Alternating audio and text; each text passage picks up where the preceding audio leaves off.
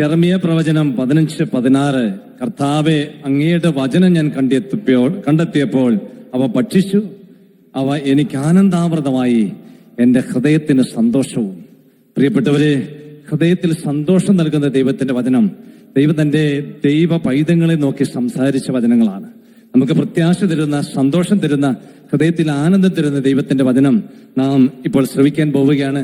ഇന്ന് നമ്മളുമായി വചനം പങ്കുവെക്കുന്നത് സ്നേഹബഹുമാനപ്പെട്ട ജോസഫ് പാമ്പളൻ അച്ഛനാണ്. അച്ഛന് വളരെ പ്രശസ്തനായ ഒരു ധ്യാനഗുരുവും അതോടൊപ്പം തന്നെ വളരെ പ്രശസ്തനായ ഒരു ദൈവശാസ്ത്ര പണ്ഡിതനുമാണ്. നമുക്ക് വളരെയധികം പരിചയമുള്ള ഒരു വ്യക്തിത്വമാണ് അച്ഛൻ്റേത്. ഷാലോൺ TV പ്രേക്ഷകർക്കെല്ലാം വളരെ പരിചയമുണ്ട്. അച്ഛനെ ഒത്തിരി സന്തോഷത്തോടെ ഹൃദയപൂർവ്വം നമുക്ക് ഈ വേദിയിലേക്ക് സ്വീകരിക്കാം. അച്ഛനുടെ വചനം കേട്ട് ദൈവാനുഗ്രഹം പ്രാപിക്കാം.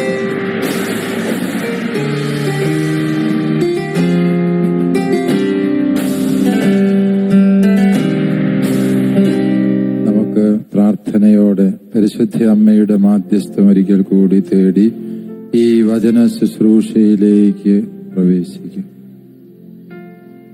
തിരുവചനത്തെ ഏറ്റവും അർത്ഥപൂർണമായി സ്വീകരിക്കുകയും പരിശുദ്ധാത്മശക്തിയാൽ വചനത്തിന് മാംസരൂപം നൽകുകയും ചെയ്ത പരിശുദ്ധ അമ്മേ, ദൈവമാതാവേ, പിതാവിനെ ഏറ്റവും പ്രിയപ്പെട്ട മകളായി ജീവിക്കുവാൻ പുത്രനായ ദൈവത്തിന്റെ അമ്മയായ ഏറ്റവും മാതൃകാപൂർവമായ മാതൃത്വം ഞങ്ങൾക്ക് പകർന്നു തന്ന പരിശുദ്ധ കന്യക മറിയമേ, അമ്മയുടെ മാധ്യസ്ഥം തേടി ഞങ്ങൾ പ്രാർത്ഥിക്കുന്നു.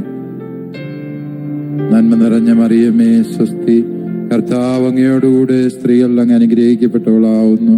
അങ്ങയുടെ ഉദരത്തിൻ ഫലമായി ഈശോ അനുഗ്രഹിക്കപ്പെട്ടവനാവുന്നു.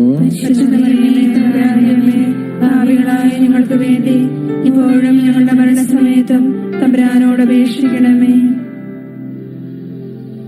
മറിയമേ, നിന്റെ നിത്യസഹായം തേടുന്നു ഞങ്ങളമ്മേ.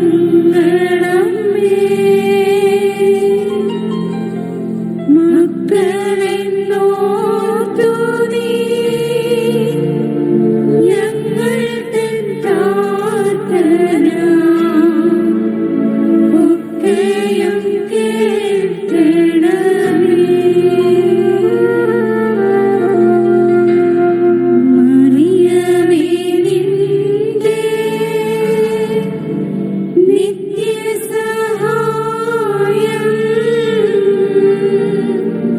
തേടുന്നു ഞങ്ങളമ്മേ.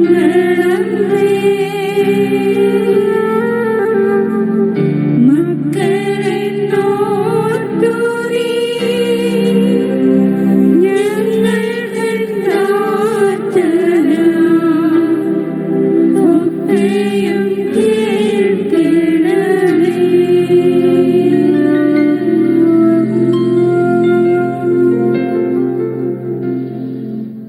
ഈശോയ്ക്ക് ഏറ്റവും പ്രിയമുള്ള മാതാപിതാക്കളെ, സഹോദരി സഹോദരന്മാരെ, പ്രിയ കുഞ്ഞുങ്ങളെ, ഈ രാത്രിയില് ലോകം എമ്പാടുമുള്ള ശാലോം പ്രേക്ഷകരോട് ചേർന്ന് നമ്മൾ കർത്താവിന്റെ വചനം ശ്രവിക്കുക.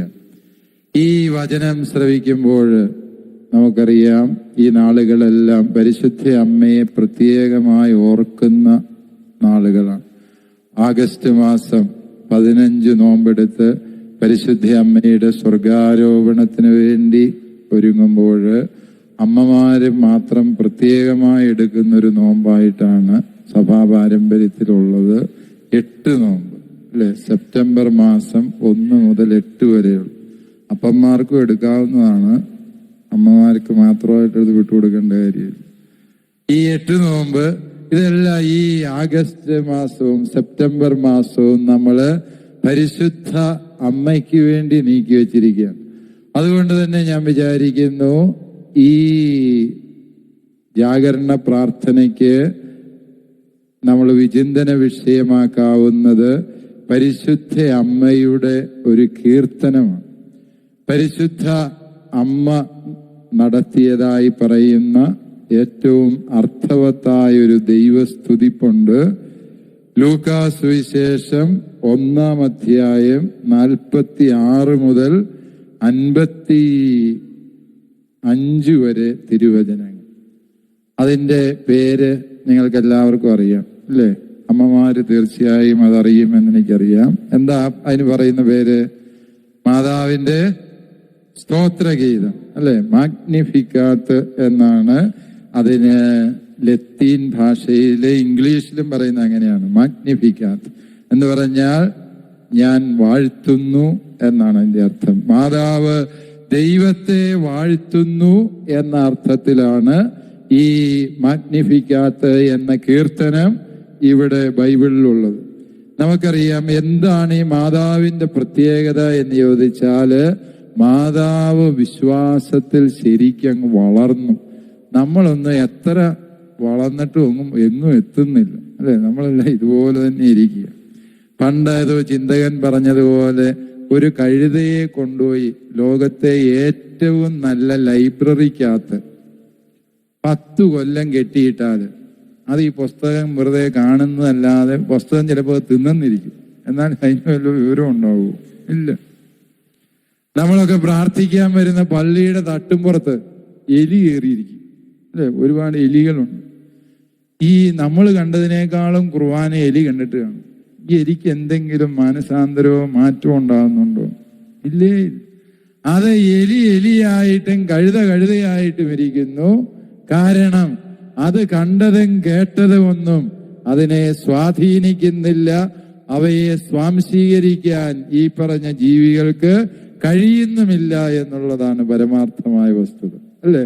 പലപ്പോഴും നമ്മൾക്കുള്ള പ്രശ്നം എന്താണ് എന്ന് ചോദിച്ചാൽ, നമ്മൾ എത്രയോ ജാഗരണ പ്രാർത്ഥനകളിൽ പങ്കുചേരുന്നു, എത്രയോ വട്ടം വചനം കേൾക്കുന്നു, വിശുദ്ധ കൂദാശകൾ സ്വീകരിക്കുന്നു, എന്നിട്ടും നമ്മൾ മനസ്സിലാക്കുന്നു നമ്മുടെ വഞ്ചി പിന്നെയും തിരുനക്കര തന്നെയാണ് നിൽക്കുന്നത് അല്ലേ? നാട്ടുകാർ പറയുന്നൊരു ഭാഷയാണ്. ഞങ്ങൾ പണ്ട് ജന്മന പാലക്കാരായതുകൊണ്ടാണ് കോട്ടയം പ്രദേശത്തെ ഒരു സ്ഥലം ഞാൻ പറഞ്ഞു. ഒരു കുടിയൻ ആലപ്പുഴയ്ക്ക് പോകാൻ വേണ്ടി വഞ്ചിയെ കയറിയിരുന്ന അയാൾ രാവെളുക്കോളം തുഴഞ്ഞു കഴിഞ്ഞപ്പോഴാണ് നേരം വെളുത്ത് നോക്കുമ്പോൾ ഇതാ വഞ്ചി ഇവിടെ തന്നെ നിൽക്കും. എന്തതിന്റെ കാരണം എന്തായിരിക്കും? അതിന്റെ കെട്ടഴിച്ചു വിട്ടു. വഞ്ചി കരയെ കെട്ടിയിട്ടേക്കുവാണ്. കെട്ടഴിച്ചു വിടാത്തത് കൊണ്ട് എത്ര തുഴഞ്ഞിട്ട് ഒരു മാറ്റവും. നമ്മളും ആധ്യാത്മികതയിൽ മുന്നേറാത്തതിന്റെ കാരണം എന്ത് എന്ന് ചോദിച്ചാല് എന്താണ്? നമ്മളും ഇങ്ങനെ പലതിനോടും കെട്ടിയിട്ട് ഭയങ്കര തുഴച്ചിലൊക്കെ നമ്മൾ തുഴയുന്നുണ്ട്, പക്ഷെ നമ്മൾ മുന്നേറുന്നില്ല എന്നുള്ളത് ഒരു അടിസ്ഥാനപരമായ വിഷയം തന്നെയാണ്. പരിശുദ്ധ അമ്മയാകട്ടെ തന്നെ ദൈവത്തോട് മാത്രം ചേർത്ത് നിർത്താൻ ഇഷ്ടപ്പെട്ടു അല്ലേ? ഞാനൊരു വിമാനയാത്രക്കിടയില് ഒരു മദാമ്മ എൻ്റെ അടുത്തിരിപ്പുണ്ട്. ഈ മദാമ്മ, ഞാനിങ്ങനെ ഈ യൂറോപ്പിലെ അച്ഛന്മാരിടുന്ന കൂട്ടൊരു വെള്ള കോളറുള്ള ഷർട്ട് ഇട്ടുകൊണ്ടായിരിക്കും. അപ്പം മദാമ്മയ്ക്ക് അറിയാം ഞാൻ അച്ഛനാണെന്നറിയാം. മദാമ്മ ആദ്യം കണ്ട്, സാധാരണഗതിയിൽ ഒരാൾ വന്നിരിക്കുമ്പോൾ സാമാന്യ മര്യാദയ്ക്ക് നമ്മൾ ഗുഡ് മോർണിംഗ് ഒക്കെ പറഞ്ഞ് മദാമ്മയെ ഞാൻ സ്വാഗതം ചെയ്തു. മദാമ്മ പക്ഷേ ഒരു മൈൻഡും ചെയ്യാതെ കുറെ നേരം ഇരുന്നു. കുറെ നേരം കഴിഞ്ഞ് ആ പുള്ളിക്കാരി എന്നോട് ചോദിച്ചു, നീ എവിടുന്നാ വരുന്നത്? ഞാൻ പറഞ്ഞു, ഞാൻ ഇന്ത്യക്കാരനാണ്. ഓ, നീ ഒരു കത്തോലിക്ക വൈദികനാണോ? എന്റെ വേഷം കണ്ടിട്ട് മദാമ്മ രൂക്ഷമായി എന്നോട് ചോദിച്ചു. ഞാൻ പറഞ്ഞു, അതെ, ഞാനൊരു കത്തോലിക്ക വൈദികനാണ്. മദാമ്മ പറഞ്ഞു, I hate this Catholic church. ഞാൻ ഈ കത്തോലിക്ക സഭയെ വെറുക്കുന്നു. എന്താണാവോ അതിന് കാരണം? ഞാൻ വളരെ ഭവ്യതയോട് ചോദിച്ചു. മദാമ്മ പറഞ്ഞു, ഞങ്ങളെ പോലെയുള്ള പെണ്ണുങ്ങൾക്ക് ഒരു നിലയും വിലയും കൽപ്പിക്കാത്ത സഭയാണ്. കേരളത്തിൽ വളരെ രൂക്ഷവും രോഷം കലർന്നതുമായ ഭാഷയിൽ പ്രതികരിക്കാൻ തുടങ്ങി. ഞാൻ പറഞ്ഞു, അതെന്നാ അങ്ങനെ പറയുക? ഏതെങ്കിലും പെണ്ണിനെ ഈ സഭയിൽ നിങ്ങൾ അംഗീകരിച്ചിട്ടുണ്ടോ? ഞാൻ പറഞ്ഞു, ഉണ്ട്. കൊള്ളാവുന്ന പെണ്ണുങ്ങളെ എല്ലാം ഈ സഭയില് അംഗീകരിച്ചിട്ടുണ്ട്. ഒരെണ്ണം പറയാവുന്നേ. ഞാൻ പറഞ്ഞു പറയാം. പരിശുദ്ധ റോമാ മാർപ്പാപ്പ തൊട്ട് സഭയിലെ മുഴുവൻ കർദിനാളന്മാരും മെത്രാന്മാരും അച്ചന്മാരും മുട്ടുകുത്തി നിൽക്കുന്ന ഒരു സ്ത്രീ ഈ സഭയിലുണ്ട്. ആരാണത്? പരിശുദ്ധ കന്യകാമറിയം, അല്ലേ? ദൈവത്തിന്റെ അമ്മ എന്ന ഒരു വിളിപ്പേര് പരിശുദ്ധ സഭയിൽ മറിയത്തിന് മാത്രമേ ഉള്ളൂ. പ്രിയപ്പെട്ട ചേട്ടന്മാരെ, നമ്മളിങ്ങനെ മീശയും കൊണ്ട് നടന്നെങ്കിലും ദൈവത്തിന്റെ അപ്പൻ എന്ന ഒരു സ്ഥാനം ലോകത്ത് ഒരു പുരുഷനും ഇല്ല, അല്ലേ? ഒരു പുരുഷനും ഇല്ലാത്ത സ്ഥാനമാണ് ദൈവം അമ്മമാരായ നിങ്ങൾക്ക് വേണ്ടി പരിശുദ്ധ അമ്മയിലൂടെ കരുതി വെച്ചത്. ദൈവത്തിന്റെ അമ്മയാകാനുള്ള വിളി എന്ന് പറയും. അതുകൊണ്ട് സ്ത്രീക്ക് സഭയിൽ സ്ഥാനമുണ്ടോ എന്ന് ചോദിച്ചാൽ സഭയിലെ ഏറ്റവും സമുന്നതമായ സ്ഥാനം മിശിഹാ തമ്പുരാൻ കഴിഞ്ഞാൽ തൊട്ടടുത്ത സ്ഥാനം ആർക്കാണ്? ഒരു സ്ത്രീക്കാണ്. അതാരാണ്? ശുദ്ധമാന കന്യാസ്ത്രീ മറിയം. അപ്പൊ നോക്കിയേ, ഈ മദാമ്മ ചൂടായത് വെറുതെ അല്ല. ഞാൻ ഇത്രയും പറഞ്ഞപ്പോൾ മദാമ്മ പറഞ്ഞു, കാര്യമൊക്കെ ശരിയായിരിക്കുക, എന്നാലും എനിക്ക് നിങ്ങളെ അങ്ങ് പിടിക്കുന്നില്ലെന്ന്. ഞാൻ പറഞ്ഞു, അത് മദാമ്മയുടെ ഇഷ്ടം. എനിക്ക് എന്നെ നിങ്ങൾ ഇഷ്ടപ്പെടണമെന്ന് വാശി പിടിക്കാൻ പറ്റും? ഇല്ല. അവർക്ക് മനസ്സുണ്ട്, ഇഷ്ടപ്പെടട്ടെ എന്ന് വിചാരിച്ച് ഞാൻ സമാധാനിച്ച് കണ്ണു അടച്ചിരുന്നു. മദാമ്മ മറ്റ് പ്രശ്നങ്ങളിലേക്ക് എന്നെ കൊണ്ടുപോകാതെ. ഏതാണെങ്കിലും പ്രിയപ്പെട്ടവരെ, ഞാൻ പറഞ്ഞു വന്നത് പരിശുദ്ധ കന്യകാമറിയത്തിന്റെ ഈ സ്തോത്രഗീതം. ഈ സ്തോത്രഗീതത്തില് പരിശുദ്ധ അമ്മയ്ക്ക് എന്തുകൊണ്ട് ഒരു വിശ്വാസിക്ക് വളർന്നെത്താവുന്ന ആധ്യാത്മിക ഔന്നത്യത്തിന്റെ പരകോടിയിലെത്തിയ പരിശുദ്ധ കന്യകാമറിയത്തെയാണ് നമ്മൾ ഈ സ്തോത്രഗീതത്തിൽ കാണുക.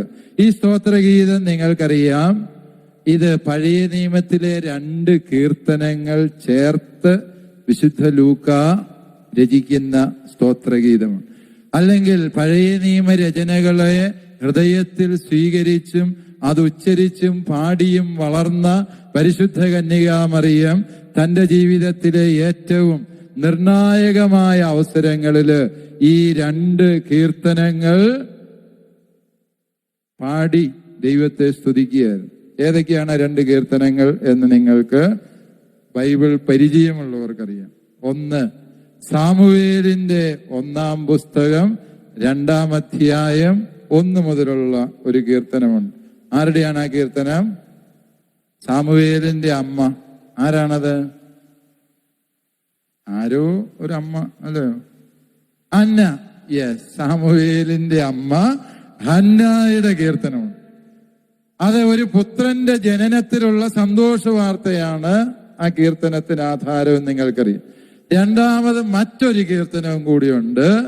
അത് മറ്റൊരു സ്ത്രീയുടെ കീർത്തനമാണ്. അത് യൂദിത്ത് എന്ന് പറയുന്ന ഒരു ജേടത്തിയാരുണ്ട്.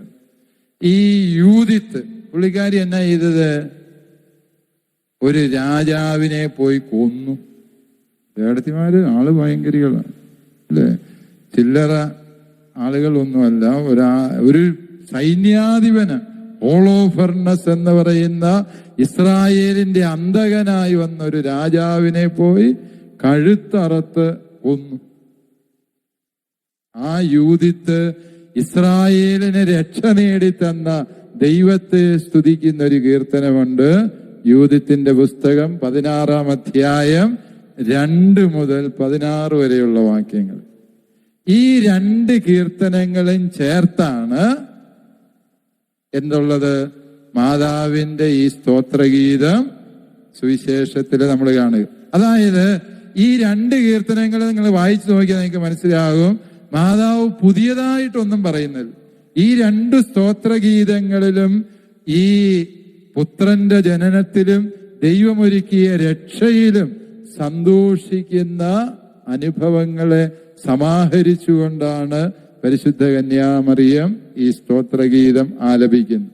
ലൂക്കാ സുവിശേഷകന്റെ 1-ഉം 2-ഉം അധ്യായങ്ങള് മുഴുവനും കീർത്തനങ്ങളാണ്, അല്ലേ? ഈശോ വരുന്നതിന്റെ വലിയ സന്തോഷം അറിയിക്കാൻ ആദ്യം ഏലീശ പുണ്യവതിയുടെ കീർത്തനം, രണ്ടാമത് മറിയത്തിന്റെ കീർത്തനം, മൂന്നാമത്തെ കീർത്തനം ആരുടെയാണ്? മാതാവ് എന്ന് പറയുന്നതാണ് ഈ മറിയം. മൂന്നാമത്തെ കീർത്തനം പാടുന്നത് സക്കറിയ പാടുന്നു, സ്നാപകന്റെ ജനനത്തിൽ. നാലാമത്തെ കീർത്തനം ശെമയോൻ യേശുവിനെ കരങ്ങളിലെടുത്ത് കീർത്തിക്കുന്നു.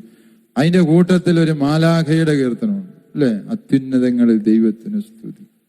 ലൂക്കാസ് സുവിശേഷം മുഴുവനും വലിയ പാട്ടുകുർബാന പോലെ ആഘോഷമായിട്ടാണ് ആദ്യത്തെ 2 അധ്യായങ്ങള് മിശിഹാ തമ്പുരാൻ ജനിക്കുന്നതിന്റെ സന്തോഷമാണ് അവിടെ പങ്കുവയ്ക്കുക. ശരി, ഇത്രയും ആമുഖമായി പറഞ്ഞുകൊണ്ട് നമുക്ക് ഈ മറിയത്തിന്റെ സ്തോത്രഗീതത്തിലെ ക്രിസ്തീയ ദർശനങ്ങളിലേക്ക് പ്രവേശിക്കാം. ഒരു ക്രിസ്ത്യാനി എങ്ങനെയാണ് ആധ്യാത്മികതയിൽ മുന്നേറേണ്ടത്, അഥവാ വിശ്വാസത്തിന്റെ അടിസ്ഥാന തലങ്ങൾ ഏതൊക്കെ എന്ന് പരിശുദ്ധ അമ്മ നമുക്ക് പറഞ്ഞു തരികയാണ് ഈ സ്തോത്രഗീതത്തിൽ. സ്തോത്രഗീതത്തിന്റെ ആദ്യ വാക്യം എന്താണ്? എന്റെ ആത്മാവ് കർത്താവിനെ മഹത്വപ്പെടുത്തുന്നു, എന്റെ ചിത്തം എന്റെ രക്ഷകനായ ദൈവത്തിൽ ആനന്ദിക്കും. എന്റെ ചിത്തം എന്നോ ഹൃദയം എന്നോ അതിനെ വിവർത്തനം ചെയ്യാവുന്നു. എന്റെ അന്തരംഗം ദൈവത്തിൽ ആനന്ദിക്കും. ഇതാണ് മറിയം ആദ്യമായി പറയുന്ന വാക്യം. ദൈവത്തിൽ ആനന്ദിക്കാൻ കഴിയുക എന്ന് പറയുന്നതാണ് ഒരു ക്രൈസ്തവന്റെ ഏറ്റവും വലിയ സൗഭാഗ്യം, അല്ലെ? ദൈവത്തിൽ ആനന്ദിക്കാൻ കഴിയുന്നവർ എത്ര പേരുണ്ട് എന്ന് ചോദിച്ചാൽ, പല ചേട്ടന്മാർക്കും ആനന്ദിക്കണമെങ്കിൽ ഒരു 2 പെക്കെങ്കിലും വേണ്ടവരുണ്ട്. നിങ്ങളല്ല, നിങ്ങൾ വളരെ ശുദ്ധാത്മാക്കളാണ് എന്നെനിക്കറിയാം. അതായത് മനുഷ്യൻ പലപ്പോഴും സന്തോഷിക്കുന്ന എങ്ങനെയാ? വലിയൊരു ജോലി തീർന്നു ഉടനെ പഠിക്കുന്ന പിള്ളേര് പരീക്ഷ കഴിഞ്ഞു, ഇനി ഞങ്ങൾ ഒരു സിനിമ കാണാൻ വേണ്ടി പോവുകയാണ്, അല്ലെ? സെമിനാരിയിലെ ചെമ്മാശന്മാരടക്കം പറയും, എല്ലാ പരീക്ഷയും കഴിഞ്ഞു, ഇന്ന് ഞങ്ങൾക്ക് ഒരു സിനിമ കാണാം, അല്ലെ? അതായത് മനുഷ്യർ സന്തോഷിക്കുന്നത് എങ്ങനെയെന്ന് ചോദിച്ചാൽ, നമ്മുടെ സന്തോഷം ബാഹ്യമായതിലാണ് പലപ്പോഴും. എന്താണ്? വലിയൊരു ജോലി തീർന്നു, അതുകൊണ്ട് സിനിമ കാണാൻ പോകും. ചേട്ടന്മാര് പറയുന്നു, നല്ല ഒരു ജോലി പൂർത്തിയാക്കി, അതുകൊണ്ട് ഇന്ന് പുറത്തുപോയി നല്ലൊരു ഭക്ഷണം കഴിക്കാം, അല്ലെ? മദ്യപിക്കാത്തവർ പോലും പുറത്തുപോയി ഭക്ഷണം കഴിച്ച് ആനന്ദം ആഘോഷിക്കാൻ ശ്രമിക്കുന്നുണ്ട് എന്ന്, അല്ലെ? വേറെ ചിലർ പറയും, ഞാൻ ഇനി 2 ദിവസത്തേക്ക് ഒന്നും ചെയ്യേല, ചുമ്മാ കടന്ന് ഉറങ്ങി ആനന്ദിക്കാൻ പോവുകയാണ് എന്ന് പറയുന്ന മനുഷ്യരുണ്ട്, അല്ലെ? നമ്മളെല്ലാം ആനന്ദിക്കാന് വ്യത്യസ്തങ്ങളായ വഴികൾ തേടുന്നു എന്നുള്ളത് നമ്മുടെ വിശ്വാസത്തിൽ വളരാത്തതിന്റെ കാരണങ്ങൾ കൂടി അതിന്റെ ഒപ്പം നമ്മൾ പറയും. ദൈവത്തിൽ ആനന്ദിക്കാൻ കഴിയുക, അതാണ് വിശ്വാസി രക്ഷയുടെ മാർഗം എന്ന് നീ തിരിച്ചറിയുക. പരിശുദ്ധ അമ്മ എങ്ങനെ ദൈവത്തിന്റെ അമ്മയായി വളർന്നു എന്നതിന്റെ ഉത്തരമാണ് സുവിശേഷകൻ നമുക്ക് പറഞ്ഞു തരിക. അവൾ സന്തോഷിച്ചത് അത്രയും ആരിലായിരുന്നു? ദൈവത്തിലായിരുന്നു. ദൈവത്തിൽ സന്തോഷിക്കാൻ കഴിയും. മനുഷ്യൻ പാപത്തിലാണ് ഇന്ന് മനുഷ്യൻ സന്തോഷിക്കും. മനുഷ്യന്റെ സന്തോഷം മുഴുവൻ പാപത്തിലും. പാപത്തിൽ സന്തോഷിക്കുന്ന മനുഷ്യന് ജീവിതത്തിൽ ഒരിക്കലും സ്വസ്ഥത കിട്ടുന്നില്ല എന്നുള്ള സത്യം, ഇല്ലേ? വെറുതെ നമ്മുടെ നാട്ടിലെ മദ്യപാനത്തെ കുറിച്ച് തന്നെ ചിന്തിച്ചു നോക്കുക. സന്തോഷത്തിന് വേണ്ടി ചേട്ടൻ എല്ലാ വിഷമവും മറക്കാൻ വേണ്ടി പോയി മദ്യപിക്കും. മദ്യപാനം കൊണ്ട് എന്തെങ്കിലും ഗുണമുണ്ടോ എന്ന് ചോദിച്ചാൽ, നിന്റെ ആരോഗ്യം കളയുന്നു, സമ്പത്ത് കളയുന്നു, അഭിമാനം കളയുന്നു, കുടുംബം തകർക്കുന്നു. ഈ മദ്യപിച്ചിട്ട് ലോക ചരിത്രത്തിൽ ഇന്നേ വരെ ഒരു മനുഷ്യനും ഗതി പിടിച്ചിട്ടില്ല എന്നുള്ളതും സത്യം. ഇതെല്ലാം അറിയാമായിട്ടും മനുഷ്യ, നീ എന്തുകൊണ്ട് വീണ്ടും വീണ്ടും വീണ്ടും മദ്യപിക്കുന്നു എന്ന് ചോദിച്ചാൽ, നീ ദൈവത്തിൽ സന്തോഷിക്കാൻ പഠിക്കാത്ത. ദൈവത്തിൽ സന്തോഷിക്കാൻ പഠിക്കാത്ത മനുഷ്യൻ തിന്മയുടെ പിന്നാലെ സന്തോഷിച്ചു നടക്കും. കാരണം എന്താ? ഒരു മനുഷ്യന് ദൈവവിശ്വാസം നഷ്ടപ്പെട്ടു കഴിഞ്ഞാൽ സംഭവിക്കുന്ന എന്താണ്? അവൻ സന്തോഷത്തിന് വേണ്ടി ഇതര വഴികളെ അന്വേഷിക്കാൻ തുടങ്ങും. അതുകൊണ്ടാണ് റോമാലേഖനത്തിന്റെ 1-ാം അധ്യായം 18 മുതൽ 32 വരെ വാക്യങ്ങളില് പൗലോസ്ലീഹ വലിയൊരു രഹസ്യം പറഞ്ഞു വയ്ക്കി. പാപത്തിന്റെ വളർച്ചയെ കുറിച്ച് പറഞ്ഞിട്ട് പൗലോസ്ലീഹ 28-ാം വാക്യം എത്തിയപ്പോൾ പറഞ്ഞു വെച്ചു, ദൈവത്തെ അംഗീകരിക്കുന്നത് പോരായ്മയായി അവർ കരുതി, അതുകൊണ്ട് അവർ എല്ലാത്തരം അശുദ്ധികളിലും ആവേശത്തോടെ മുഴുകി എന്ന്. ദൈവത്തെ അംഗീകരിക്കുന്നത് ഏതൊരു ജനമാണോ, ഏതൊരു വ്യക്തിയാണോ പോരായ്മയായി കരുതിയത്, അവർ എല്ലാത്തരം അശുദ്ധികളിലും ആവേശത്തോടെ മുഴുകി. നോക്കിക്കേ, അപ്പോൾ ദൈവത്തിൽ സന്തോഷിക്കാൻ കഴിയാത്ത മനുഷ്യൻ മറ്റ് തിന്മകളുടെ മാർഗങ്ങൾ തേടി പോകുന്നു എന്നുള്ള സത്യം അല്ലെ? മറ്റ് തിന്മകളുടെ മാർഗങ്ങൾ തേടി പോകുന്നു. 1950-കളില് യൂറോപ്പില് ഒരു വലിയ പ്രതിഭാസം ഉണ്ടായി, ലൈംഗിക വിപ്ലവം എന്ന് പറയുന്ന ഒരു വിപ്ലവം. ദൈവമൊന്നും ഇല്ല, മനുഷ്യൻ ആത്മാവിൽ, മനുഷ്യൻ എന്ന് പറയുന്ന വെറും ശരീരം മാത്രം. ശരീരത്തെ സുഖിപ്പിക്കുക, ആനന്ദിപ്പിക്കുക, സന്തോഷിപ്പിക്കുക, അതിന് ഏറ്റവും നല്ല മാർഗം കുത്തഴിഞ്ഞ ലൈംഗിക ജീവിതമാണ് എന്ന് പറഞ്ഞു. മനുഷ്യൻ ആ രീതിയിൽ ജീവിക്കാനും തുടങ്ങി. അതിന്റെ അനുരണനങ്ങളാണ് നമ്മുടെ നാട്ടിൽ ഒരു കാലത്ത് ഹിപ്പി പ്രസ്ഥാനങ്ങൾ ഉണ്ടായത്. നിങ്ങൾ കേട്ടിട്ടുണ്ട് അല്ലേ? പ്രായമായതെങ്കിലും ഓർക്കുന്നുണ്ട് ഹിപ്പികൾ. ഹിപ്പി എന്ന് പറഞ്ഞാൽ നമ്മുടെ നാട്ടിൽ ഇച്ചിരി മുടി നീട്ടി വളർത്തി എന്നുള്ളൊരു അർത്ഥത്തിലാണ് പൊതുവെ പറയുക. പക്ഷെ ഈ ഹിപ്പി പ്രസ്ഥാനം എന്ന് പറഞ്ഞാൽ ഈ ഒരു ലൈംഗിക വിപ്ലവത്തിന്റെ ഇന്ത്യൻ പതിപ്പായിട്ട് രംഗപ്രവേശം ചെയ്തു. അതായത് സമൂഹം നല്ലത് എന്ന് പറയുന്നതിനെല്ലാം വിരുദ്ധമായിട്ട് ജീവിക്കുക. തുണി അലക്കി നടക്കുന്നത് നല്ലതാണെന്ന് സമൂഹം പറയുമ്പോൾ ഹിപ്പികൾ എന്ത് പറഞ്ഞു? ഞങ്ങൾ അലക്കിയല്ല. അവരലക്കിയല്ല. കുളിച്ച് മെനയായിട്ട് നടക്കണമെന്ന് സമൂഹം പറഞ്ഞപ്പോ അവര് പറഞ്ഞാ ഞങ്ങൾ കുളിക്കുകയല്ല, രാവിലെ എഴുന്നേറ്റ കുഞ്ഞെ നീ പല്ല് തേക്കണം എന്ന് സമൂഹം പറയുമ്പോൾ ഇവൻ പറഞ്ഞു എന്നാ ജന്മം ചെയ്താ ഞാൻ പല്ല് തേക്കാൻ പോകുന്നു. അതായത് നാളിതുവരെയും സമൂഹം ശരിയെന്ന് പറഞ്ഞതിന് വിരുദ്ധമായ ജീവിതമാണ് ഇവർ നയിച്ചു പോകുന്നത് അല്ലേ? ദൈവം തന്നൊരു ജീവിത പങ്കാളി നിനക്കൊണ്ട്, ആ ജീവിത പങ്കാളിയോട് മരണം വരെയും വിശ്വസ്തത പുലർത്തി ആ ബന്ധത്തിൽ ജനിക്കുന്ന കുഞ്ഞുങ്ങളെ വളർത്തി ദൈവത്തിനു മുമ്പിൽ അനുഗ്രഹത്തിന്റെ കുടുംബജീവിതം നയിക്കണം എന്ന് സഭയും സമൂഹവും നമുക്ക് പറഞ്ഞു തന്നു. ഇവരെന്നെ പറഞ്ഞു? ഞങ്ങൾ ഒരു ബന്ധത്തിനും തയ്യാറല്ല, ഒരു ചേടത്തിയെ താലി കെട്ടി കൂടെ പൊറപ്പിക്കാൻ ഞങ്ങൾ തയ്യാറല്ല, ഞങ്ങൾക്ക് സ്ത്രീയെ മതി, കുടുംബം വേണ്ട, ഞങ്ങൾക്ക് സ്ത്രീയെ മതി, ഭാര്യയെ വേണ്ട. ഈ ഒരു അവസ്ഥ ഇങ്ങനെ മുന്നോട്ട് പോകാൻ തുടങ്ങിയപ്പോൾ 1967 അന്നത്തെ മാർപ്പാപ്പ പോളാറാമൻ മാർപ്പാപ്പ ഒരു ചാക്രിക ലേഖനം എഴുതി. അതിന്റെ പേര് ഹ്യൂമാനെ വീത്തെ എന്ന്, മനുഷ്യ ജീവൻ എന്നൊരു ചാക്രിക. ആ ചാക്രിക ലേഖനം എഴുതി കഴിഞ്ഞപ്പോ മാർപ്പാപ്പ പറഞ്ഞു, അല്ലയോ മക്കളെ, നമുക്ക് ഒരേ ഒരു ജീവിതമേ ഉള്ളൂ, അതുകൊണ്ട് ഒരേ ഒരു ജീവിത പങ്കാളിയേ പാടുള്ളൂ. ഉടനെ ഈ വിപ്ലവകാരികളെല്ലാം കൂടെ മാർപ്പാപ്പായെ ചീത്ത വിളിച്ചു. മാർപ്പാപ്പായെ അങ്ങേയറ്റം താറടിച്ച് തെരുവിൽ മുദ്രാവാക്യം മുഴക്കിയവര്. അവർ വിളിച്ചത് ഇങ്ങനെയാണ്: pope shall not peep into അവർ ബെഡ്റൂംസ് എന്ന് പറഞ്ഞാൽ എന്താന്ന്?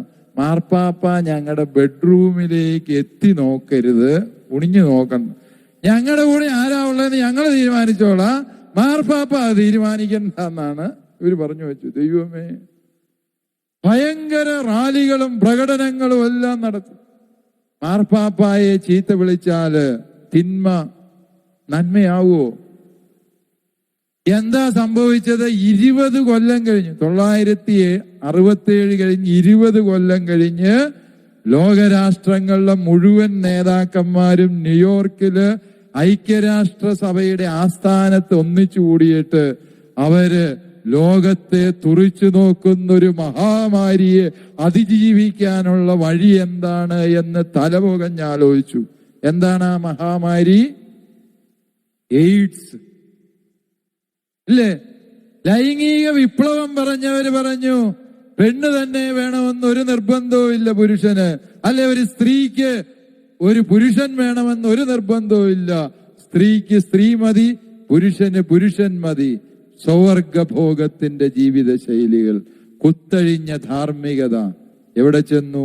എയ്ഡ്സ് എന്ന മഹാമാരിക്ക് മുമ്പിൽ നിന്ന് ലോകം പകച്ചു നിന്ന ലോകത്തിന് ലോക നേതാക്കൾ ഒരു മുദ്രാവാക്യം കണ്ടെത്തി കൊടുത്തു.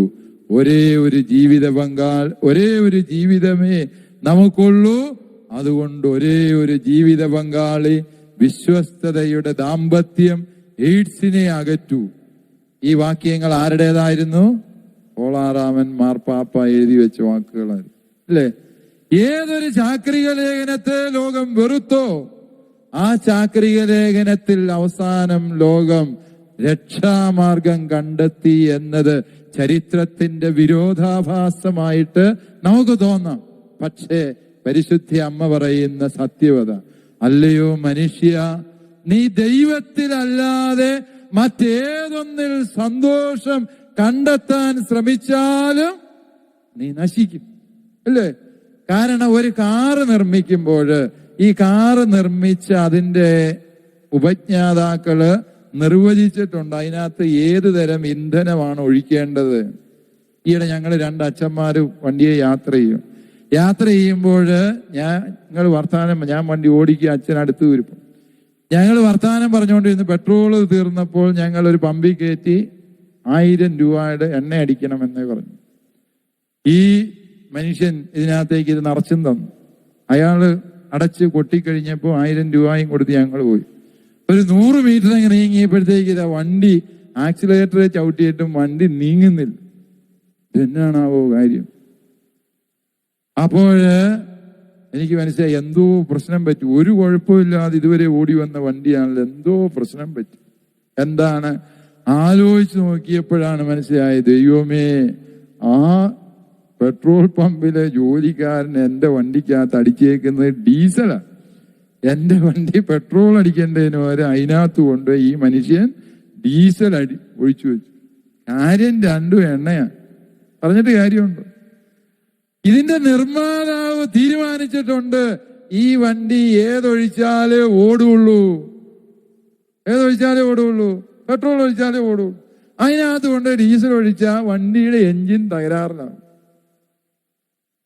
അല്ലേ? മനുഷ്യ, നിന്നെ സൃഷ്ടിച്ച ദൈവം തീരുമാനിച്ചിട്ടുണ്ട് നീ മുന്നോട്ട് നേരെ ചൊവ്വേ ഓടണമെങ്കിൽ നീ സ്വീകരിക്കേണ്ട ഇന്ധനവും ഊർജവും ആരുടേതാണ്? ഒടേ തമ്പുരാന്റേതാണ്. കാരണം നിന്നെ സൃഷ്ടിച്ചത് അവനാ, നിനക്ക് രൂപം കൽപ്പിച്ചത് അവനാ. നിന്റെ ജീവിതത്തിന്റെ, നിന്റെ ശരീരത്തിന്റെ ഓരോ അവയവങ്ങളെയും രൂപപ്പെടുത്തിയത് അവനാണ്. നിനക്കായി പദ്ധതി തയ്യാറാക്കിയത് അവനാണ്. അതുകൊണ്ട് നിന്റെ യാത്ര സുഗമമാകണമെങ്കിൽ നീ സ്വീകരിക്കേണ്ട ഊർജം എവിടെ നിന്നായിരിക്കണം? ദൈവത്തിൽ. അതാണ് പരിശുദ്ധ അമ്മ പറഞ്ഞു തരിക, എന്റെ ചിത്തം എന്റെ രക്ഷകനായ ദൈവത്തിൽ ആനന്ദിച്ചു. ദൈവത്തിൽ ആനന്ദിക്കാതെ ആനന്ദത്തിന് വേണ്ടി ഇതര മാർഗങ്ങൾ തേടിയ എല്ലാ മനുഷ്യർക്കും സംഭവിച്ച ദുരന്തം എന്ന് പറയുന്നത് ഇതാണ്. എപ്പിക്യൂരിയന്മാരെന്ന് പറഞ്ഞ ഒരു കൂട്ടരുണ്ടായിരുന്നു, ഗ്രീക്കുകാരന്മാരായിരുന്നു. ഇവര് പറഞ്ഞു തീറ്റ അതാണ് മനുഷ്യ ജീവിതത്തിന് ആനന്ദം തരുന്ന ഒരേ ഒരു കാര്യം. അല്ലേ? നമ്മൾ പുരുഷന്മാർക്ക് പൊതുവെ സന്തോഷമുള്ളൊരു കാര്യമാണ് തീറ്റ, ഭക്ഷിക്കുക. ഇവന്മാര് പറഞ്ഞു ഒരുപാട് തിന്നുക, പക്ഷെ വയറിനൊരു പരിമിതിയുണ്ട്. കുറെ കഴിയുമ്പോൾ ഏമ്പക്കം വിടും, പിന്നെ തിന്നാൻ പറ്റാണ്ടാവും. അവന്മാര് പറഞ്ഞു അപ്പോഴെന്ത് ചെയ്യണം? അതുവരെയും തിന്നത് അണ്ണാക്കിലേക്ക് വിരലിട്ട് അത് ഛർദ്ദിച്ച് കളയുക, പിന്നെയും കൊണ്ടുപോയി തിന്നുക. ഇതായിരുന്നു ഈ എപ്പിക്യൂരിയൻ ചിന്താഗതികൾ. ഇവരിങ്ങനെ ഒരു 10-15 കൊല്ലം തിന്നു നോക്കി. ഉടനെ എല്ലാം ഓരോ രോഗം പിടിച്ച് മരിച്ചുപോയി. തീറ്റ മാത്രമാണ് ശരണം എന്ന് വെച്ചവർ മരിച്ചു പോകുന്നു. ലൈംഗികതയാണ് സന്തോഷമാർഗം എന്ന് കരുതിയവർക്ക് ദുരന്തമുണ്ടാകുന്നു. മദ്യമാണ് സന്തോഷമാർഗം എന്ന് തേടിയവര് പെരുവഴിയിലാകുന്നു. എങ്ങനെയും പണമുണ്ടാക്കിയ സന്തോഷിക്കാൻ പറ്റും എന്ന് ചിന്തിക്കുന്ന ചേട്ടന്മാരുണ്ട്, ചേട്ടത്തിമാരും ഉണ്ട്, അല്ലെ? അന്യായ പലിശയ്ക്ക് പണം ഉണ്ടാക്കുന്ന മനുഷ്യരുണ്ട്. അവരന്റെ അതിര് മാന്തിയിട്ട് സമ്പത്ത് കൂട്ടാൻ ശ്രമിക്കുന്നവരുണ്ട്. മോഷ്ടിച്ച് സമ്പന്നരാകാൻ ശ്രമിക്കുന്നവരുണ്ട്.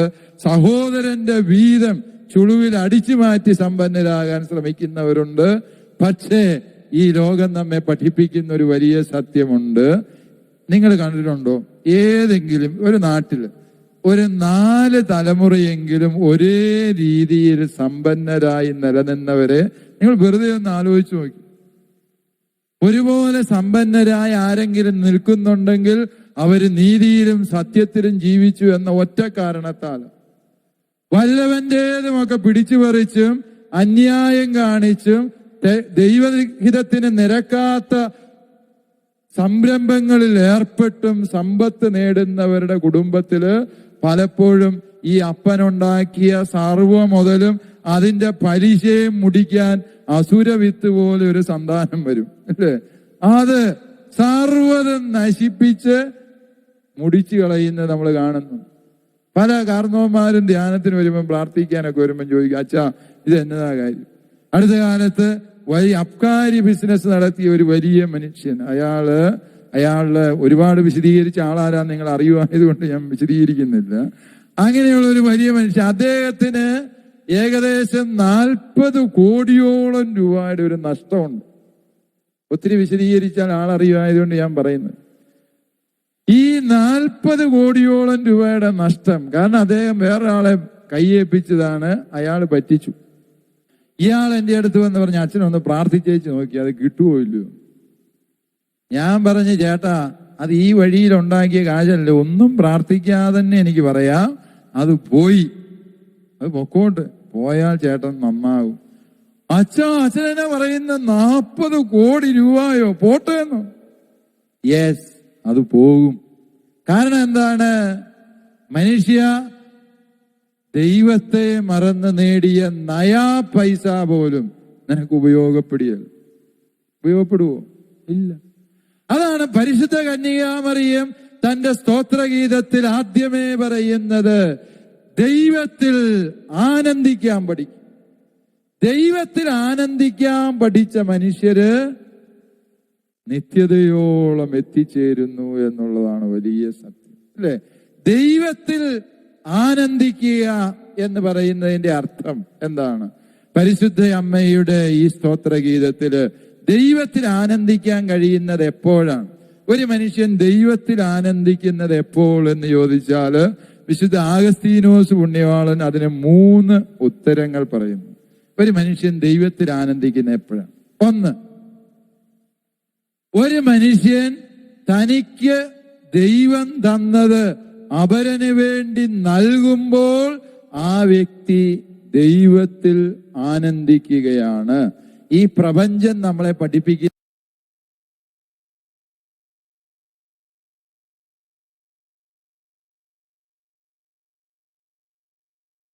മുഴുവൻ നോക്കിയേ, ദൈവത്തിൽ ആനന്ദിക്കുന്നതിന്റെ മഹത്വത്തെ കുറിച്ചാണ്, അല്ലേ? ഒരു വാഴ ശക്തിയും കൊണ്ട് ഒരു കൊലയങ്ങ് ജനിപ്പിച്ചു, അല്ലേ? അതോടെ ആ വാഴ തീർന്നു.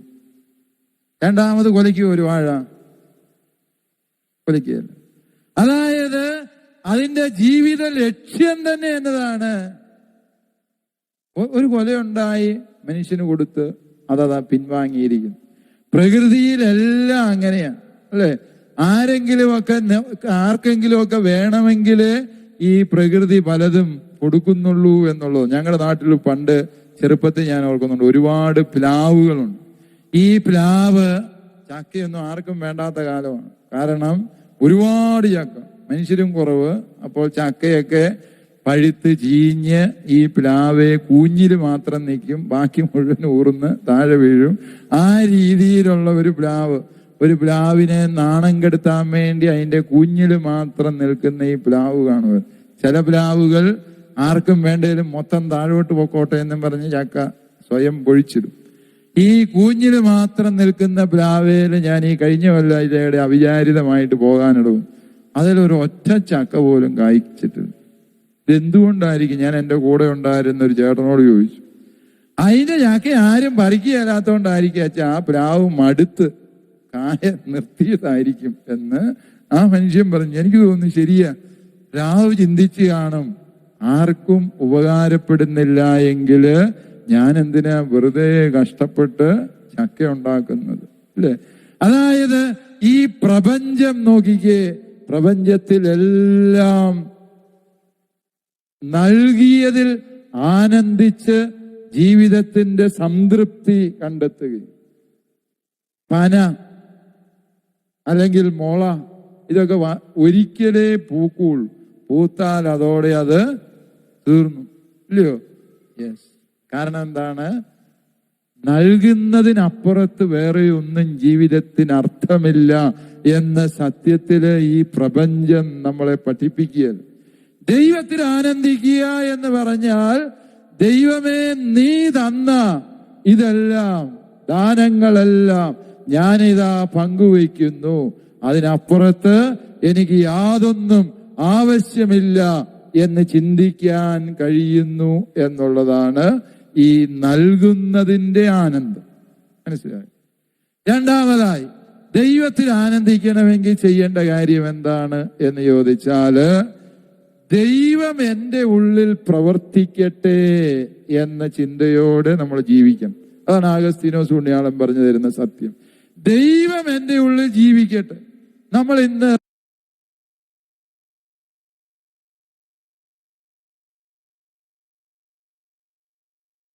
പലപ്പോഴും ഈ അടുത്ത കാലത്ത് ഞാൻ പല മനുഷ്യരോട് സംസാരിക്കാൻ ഇടവന്നു. മനുഷ്യരൊക്കെ ഭയങ്കര വർഗീയവാദികളായിക്കൊണ്ടിരിക്കും.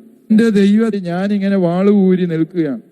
പണ്ട് നമ്മുടെ ആളുകൾ കുരിശുയുദ്ധത്തിന് പോയവരുണ്ട്, ജിഹാദ് നടത്തുന്നവര് ഈ കാലഘട്ടത്തിലുണ്ട്, എല്ലാം തൃശൂലം പിടിച്ച് ഉറഞ്ഞുതുള്ളി ഒറീസായി കലാപം നടത്തിയവരുണ്ട്. എല്ലാ മതത്തിലും, ഞാൻ ആരെയും മാറ്റി നിർത്തി പറഞ്ഞതല്ല, എങ്ങനെയോ ഈ മതവിശ്വാസികളല്ല അറിഞ്ഞോ അറിയാതെയോ ഭയങ്കരമായി വർഗീയവാദികളായി സഹോദരനെ കാണാൻ മേലാത്തവരായി നിലകൊള്ളുന്നു എന്നുള്ളതാണ് സത്യം. അവൻ സത്യദൈവത്തെ കാണാത്തവനാണ് എന്നാണ് ആഗസ്തീനോസ് പുണ്യാളൻ പറഞ്ഞു. ദൈവത്തെ കണ്ടവൻ, അവന്റെ പ്രവൃത്തി എന്താ? നമ്മുടെ സംരക്ഷണം ഒന്നും ദൈവത്തിന് ആവശ്യമില്ല. കൊടുത്ത് സ്വന്തം മതത്തെ രക്ഷിക്കാനോ ദൈവത്തെ രക്ഷിക്കാനോ ഇറങ്ങണ്ട. മനസ്സിലായോ? കാരണം എന്താണ്? ദൈവം നമ്മളിൽ നിന്ന് രക്ഷ തേടുന്നവനല്ല, ദൈവം രക്ഷകനാ. ആ സത്യം മറക്കുമ്പോൾ മനുഷ്യൻ ഈ മതവിശ്വാസം ഒരുതരം വർഗീയതയായി സമൂഹത്തിൽ ഭിന്നതയ്ക്ക്, കലാപത്തിന് കാരണമായി മാറുന്ന എത്രയോ സങ്കടകരവും ദാരുണവുമായ അനുഭവങ്ങളാണ്. വളരെ സ്നേഹത്തിലും സൗഹാർദ്ദത്തിലും കഴിഞ്ഞ അയൽവക്കങ്ങൾ പോലും ഇന്ന് മതത്തിന്റെയും വർഗീയതയുടെയും പേരിൽ കലഹിക്കുമ്പോൾ ആഗസ്തീനോസ് പുണ്യാളൻ പറഞ്ഞു തരുന്ന ഈ ചിന്തയ്ക്ക് ഈ കാലഘട്ടത്തിൽ വലിയ അർത്ഥമുണ്ട് എന്ന് ഞാൻ വിചാരിക്കുക. ദൈവത്തിൽ സന്തോഷിക്കുക എന്ന് പറഞ്ഞാൽ ദൈവത്തെ രക്ഷിക്കാനുള്ള വ്യഗ്രത നിർത്തിയിട്ട് ദൈവമൊരുക്കിയ രക്ഷയിൽ ജീവിക്കാൻ പഠിക്കുക. ദൈവത്തെ ഞാൻ രക്ഷിക്കേണ്ട കാര്യമില്ല, മറിച്ച് ദൈവമൊരുക്കിയ രക്ഷയിൽ ഞാൻ എന്നെ തന്നെ വളർത്താൻ ശ്രമിക്കുക എന്നാണ് വിശുദ്ധ ആഗസ്തീനോസ് പുണ്യാളൻ പറയും. മൂന്നാമത്, ദൈവത്തിൽ എങ്ങനെ സന്തോഷിക്കാൻ കഴിയും? മറ്റെന്തിനേക്കാളും വലുത് സ്വർഗമാണ് എന്ന് ചിന്തിക്കുക. അതാണ് ദൈവത്തിൽ സന്തോഷിക്കുക എന്ന് പറഞ്ഞു. ജീവിതത്തിലെ ഏറ്റവും വിലയുള്ളത് ഏതാണ്? സ്വർഗം. സ്വർഗത്തിൽ എത്ര പേർക്ക് ഉറച്ച വിശ്വാസമുണ്ട് എന്ന് ചോദിച്ചാൽ, സ്വർഗത്തിൽ ഉറച്ച് വിശ്വസിക്കുന്നവരൊന്ന് കൈവയ്ക്കുക. സ്വർഗത്തിൽ 100% ആത്മാർത്ഥത ഉണ്ടെങ്കിലേ പൊക്കാവുള്ളൂ. സ്വർഗമുണ്ട് എന്ന് 100% ഉറപ്പുള്ള ആരെങ്കിലും ഉണ്ടെന്ന് കൈവയ്ക്കുകയെ. പകുതിയോളം പേര് കൈവക്കിയിട്ടുണ്ട്. ചേട്ടന്മാരുടെ ആത്മാർത്ഥതയെ ഞാൻ അഭിനന്ദിക്കുന്നു. നിങ്ങൾ ഉള്ളതുപോലെ പറഞ്ഞതിൽ ഞാൻ സന്തോഷിക്കുന്നു. അല്ലേ ചേട്ടത്തിമാരെ, നിങ്ങൾ കൈവക്കി ബഹുഭൂരിപക്ഷം പേരെങ്കിലും നമുക്കൊന്നും അത്രയ്ക്ക് അങ്ങ് ഉറപ്പൊന്നുമില്ല. അല്ലേ അത്രയ്ക്ക് ഉറപ്പൊന്നുമില്ല. സ്വർഗമുണ്ടെന്ന് ഉറച്ചു വിശ്വസിച്ച ഒരു അമ്മച്ചിയെ ഞാൻ ഈ അടുത്ത കാലത്ത് കാണും. ഞങ്ങൾ ഈ വിശ്വാസ വർഷ ധ്യാനത്തോടനുബന്ധിച്ച് വീട് വെഞ്ചരിക്കാൻ വേണ്ടി ധ്യാനത്തിനിടയിൽ ഒരു വീട്ടിൽ ചെന്നു. ആ വീട്ടിലെ ഒരു സഹോദരൻ, തളർന്ന് കിടക്കുന്ന ഒരു സഹോദരൻ. ഈ സഹോദരന്റെ അടുത്ത് ഞാൻ കുറച്ചു നേരം ഇരുന്നു. ഇദ്ദേഹമാണെങ്കിൽ ഉടനെ വാ പൊളിച്ചതേ കുറ്റം തുടങ്ങി. ഭാര്യയെ കുറിച്ചാ കുറ്റം. എന്റെ അച്ഛാ, ഞാൻ വീണത് ഒരു അനുഗ്രഹമായി കരുതുന്ന ഒരുത്തി ഇവിടെയുണ്ട്. ആരാണാവോ? ആരാന്ന് ചോദിക്കണോ? എന്റെ മെമ്പർ നോക്കി അവളല്ലാണ്ട് ആരാണ്? ഓ അതിനാ ചേട്ടാ അങ്ങനെ? ഞാനിവിടെ അനങ്ങാൻ മേലാതെ കിടക്കുകയല്ലേ. അവൾക്ക് ആരെയേലും കൂസണോ പേടിക്കണോ? അവൾ എന്നതെല്ലാം ഇവിടെ കാണിക്കുന്ന അച്ഛാ. ആ മനുഷ്യനെ ഞാൻ ആദ്യമായിട്ട് കാണുകയാണ്. ആദ്യമായി കണ്ട് എന്നോട് വാ പൊളിച്ചതേ ഭാര്യയുടെ കുറ്റം തുടങ്ങിയതേ എനിക്ക് എന്നാ പറയണ്ടേന്നറിയാതെ ഞാൻ ഇങ്ങനെ വിഷമിച്ച്. ഈ ചേട്ടത്തി അന്നേരത്തേക്കും ഒരു ഗ്ലാസ് കട്ടൻ ചായ ആയിട്ട് എൻ്റെ അടുത്ത് വന്നു. അച്ഛന് ഒരു ചായ കൊടുക്കാൻ വന്നു. ചായ എന്റെ നേരെ നീട്ടിയതേ ഈ ചേട്ടൻ പറഞ്ഞു, അച്ഛാ അത് തൊട്ടേക്കരുത്. അവള് പാപം ചെയ്ത് കൊണ്ടുവന്ന കാശിന്റെ പഞ്ചാരയും ചായപ്പൊടിയാണ്. ദൈവമേ, ഞാനാകെ ധർമ്മസങ്കടത്തിലായി. ഈ ചായ കുടിക്കണോ കുടിക്കാണ്ടിരിക്കണോ? ചേട്ടനെ പിണക്കണോ ചേട്ടത്തിയെ പിണക്കണോ? അല്ലേ എന്തു ചെയ്യും? അവസാനം ഞാൻ ചേട്ടനോട് പറഞ്ഞു, എന്റെ ചേട്ടാ, എന്നാ പാപം ചെയ്താലും പഞ്ചാരയല്ലേ, കുഴപ്പമില്ല, ഞാൻ ആ ചായ മേടിച്ച് കുടിക്കാൻ തുടങ്ങി.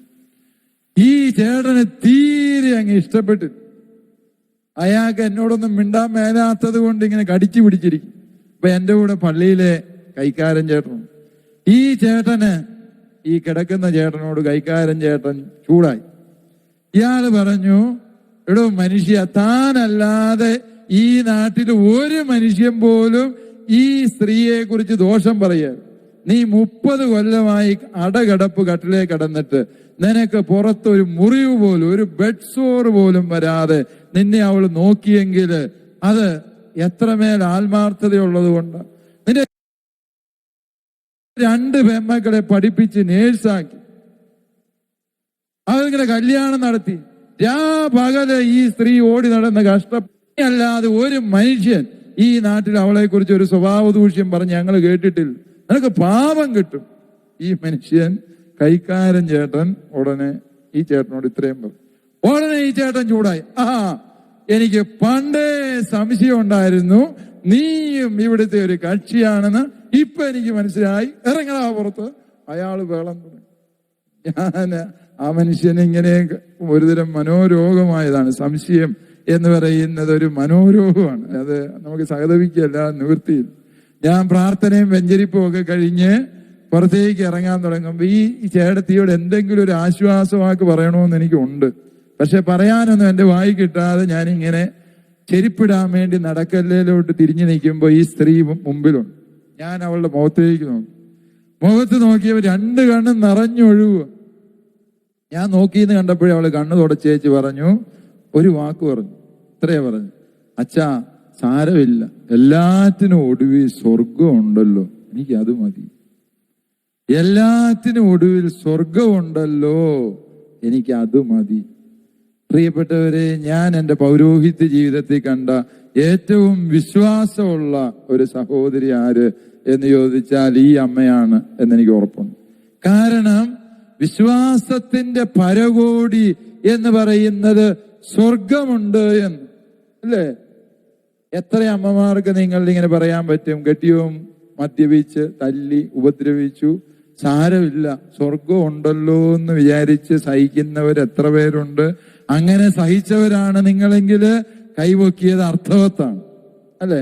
ചേട്ടന്മാരുള്ള സത്യം പറഞ്ഞയച്ചു, അവർക്ക് അങ്ങനെയൊന്നും സഹിക്കാൻ പറ്റിയല്ല. അതുകൊണ്ട് അവർക്ക് ആ വിശ്വാസവും.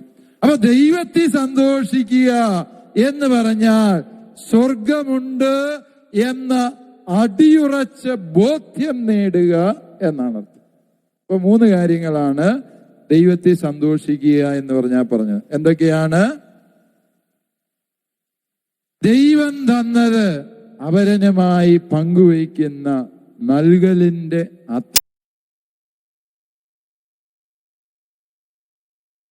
ആത്മിക. രണ്ടാമത് പറഞ്ഞു, ദൈവം ഒരുക്കിയ രക്ഷയിൽ ജീവിക്കും. മൂന്നാമതോട് ജീവിക്കും. മനസ്സിലായല്ലോ? ഇനി മാതാവ് രണ്ടാമതായി സ്തോത്രഗീതത്തിൽ പറയുക, കർത്താവ് തന്റെ ദാസിയുടെ താഴ്മയെ തൃക്കൺ പാർത്തു. അല്ലേ? അതായത് അവിടുന്ന് എളിയവരെ ഉയർത്തും. എളിയവരെ ഉയർത്തുന്ന ദൈവത്തെ തിരിച്ചറിയുക. അതാണ് ക്രിസ്തീയതയുടെ രണ്ടാമത്തെ മർമ്മം എന്ന്. മനുഷ്യ മർമ്മങ്ങളുണ്ട് എന്ന് മർമ്മ വിദഗ്ധന്മാര് പറയാറുണ്ട്. ഈ മർമ്മങ്ങൾ പോലെ ഈ ആത്മീയതയിലും ഉണ്ട് ചില മർമ്മങ്ങൾ. അതിൽ ഒന്നാമത്തേത് ദൈവത്തിൽ സന്തോഷിക്കുകയാണ്. രണ്ടാമത്തെ മർമ്മം എന്താണ്? എളിയവളായി ദൈവസന്നിധിയിൽ ജീവിക്കും. എളിമയുള്ളവരെ ദൈവം വളർത്തുന്നു എന്ന് പറയുന്നത് രക്ഷാകര ചരിത്രത്തിൽ ഉടനീളം നോക്കിയ നിങ്ങൾക്ക് മനസ്സിലാകുന്ന സത്യമാണ്. ദൈവം എളിയവരെയാണ് എപ്പോഴും വളർത്തിയിട്ടുള്ളത്. വിക്കനായ മോശയെ ദൈവം വിളിക്കുകയാണ്, അല്ലേ? ബാലനായ സാമുവേലിനെ വിളിച്ചുകൊണ്ടുപോയി. ജെറമിയ പയ്യനായിരുന്നവനെ വിളിച്ച് ദൈവം വലിയ കാര്യം ചെയ്യാൻ വേണ്ടി കൊണ്ടുപോകും, അല്ലേ? ഓരോരോ കാര്യങ്ങൾക്കും ദൈവം നിയോഗിച്ചത് എളിയവർ, ദുർബലർ. വിധവയായി വീട്ടിനകത്ത് അടച്ചൊതുങ്ങി പുറത്തിറങ്ങാതിരുന്ന ഒരു പെണ്ണായിരുന്നു യൂദിത്ത്. ദൈവം അവളെ ഉയർത്തി ഇസ്രായേലിന്റെ രക്ഷകയാക്കി ഹോളോഫർണസിനെ വധിക്കാൻ വിട്ട കഥയാണ് യൂദിത്തിന്റെ പുസ്തകത്തിലുള്ളത്, അല്ലേ? സത്യമായും ദൈവം എന്നും എളിയവരെ ഉയർത്തി എന്നുള്ളതിന് ബൈബിളിൽ തെളിവുകൾ തേടാൻ നോക്കിയാല് ബൈബിൾ മുഴുവനും ഈ സത്യത്തിന്റെ സാക്ഷ്യം. എന്നാൽ ഏതൊരു മനുഷ്യ വ്യക്തി അഹങ്കാരിയായോ എളിമയില്ലാതായോ ആ മനുഷ്യരെല്ലാം നശിച്ചും പോയി. ആദിമാതാപിതാക്കള് ദൈവത്തെ പോലെ ആവുക. ദൈവം ഇരിക്കുന്നത് പോലെ ഒരു സിംഹാസനം ഞങ്ങൾക്കും വേണം, ദൈവത്തെ പോലെ ആകണം എന്ന അഹന്ത തുടങ്ങിയപ്പോൾ അവിടെ പാപം ആരംഭിച്ചു, അല്ലേ?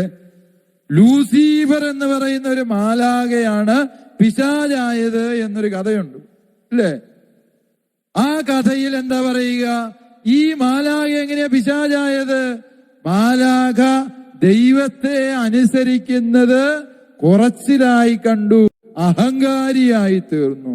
അഹങ്കാരം കയറിക്കഴിഞ്ഞാൽ മാലാഖ പോലും പിശാചാകും, അല്ലേ? നമ്മള് ആരായിത്തീരും? പിശാചിന്റെ അപ്പനായിത്തീരും, അല്ലേ?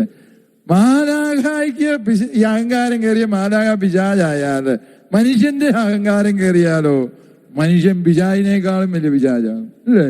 അതാണ് ഈ മനുഷ്യന്റെ അഹന്ത സർവപാപത്തിന്റെയും അടിസ്ഥാനമാണെന്ന് സഭ അതിനെ മൂലപാപങ്ങളിൽ ഒന്നാമത്തേതായിട്ടാണ് പറയുന്നത്, അല്ലെ? മൂലപാപം എന്ന് പറഞ്ഞാൽ മറ്റെല്ലാ പാപങ്ങളിലേക്കും നയിക്കുന്ന പാപം എന്ന അർത്ഥത്തിലാണ് ഈ അഹങ്കാരം. അതായത് അഹന്ത കൊണ്ടാണ് മനുഷ്യൻ ജീവിതത്തിൽ നശിക്കുന്നത് എന്ന പരമാർത്ഥമായ സത്യം. നമുക്ക് എളിമയുണ്ടോ എന്ന് ചോദിച്ചാൽ 2 തരം എളിമകളുണ്ട് എന്നാണ് പറയപ്പെടുന്നത്. 2 തരം എളിമ. ഒന്നാമത്തെ എളിമ എന്ന് പറഞ്ഞാല് അഭിനയമാണ്, അല്ലേ? ഭയങ്കര ഭക്തി അഭിനയിക്കുന്നവരുണ്ട്. കീഴോട്ട് മാത്രം നോക്കി നടക്കുക.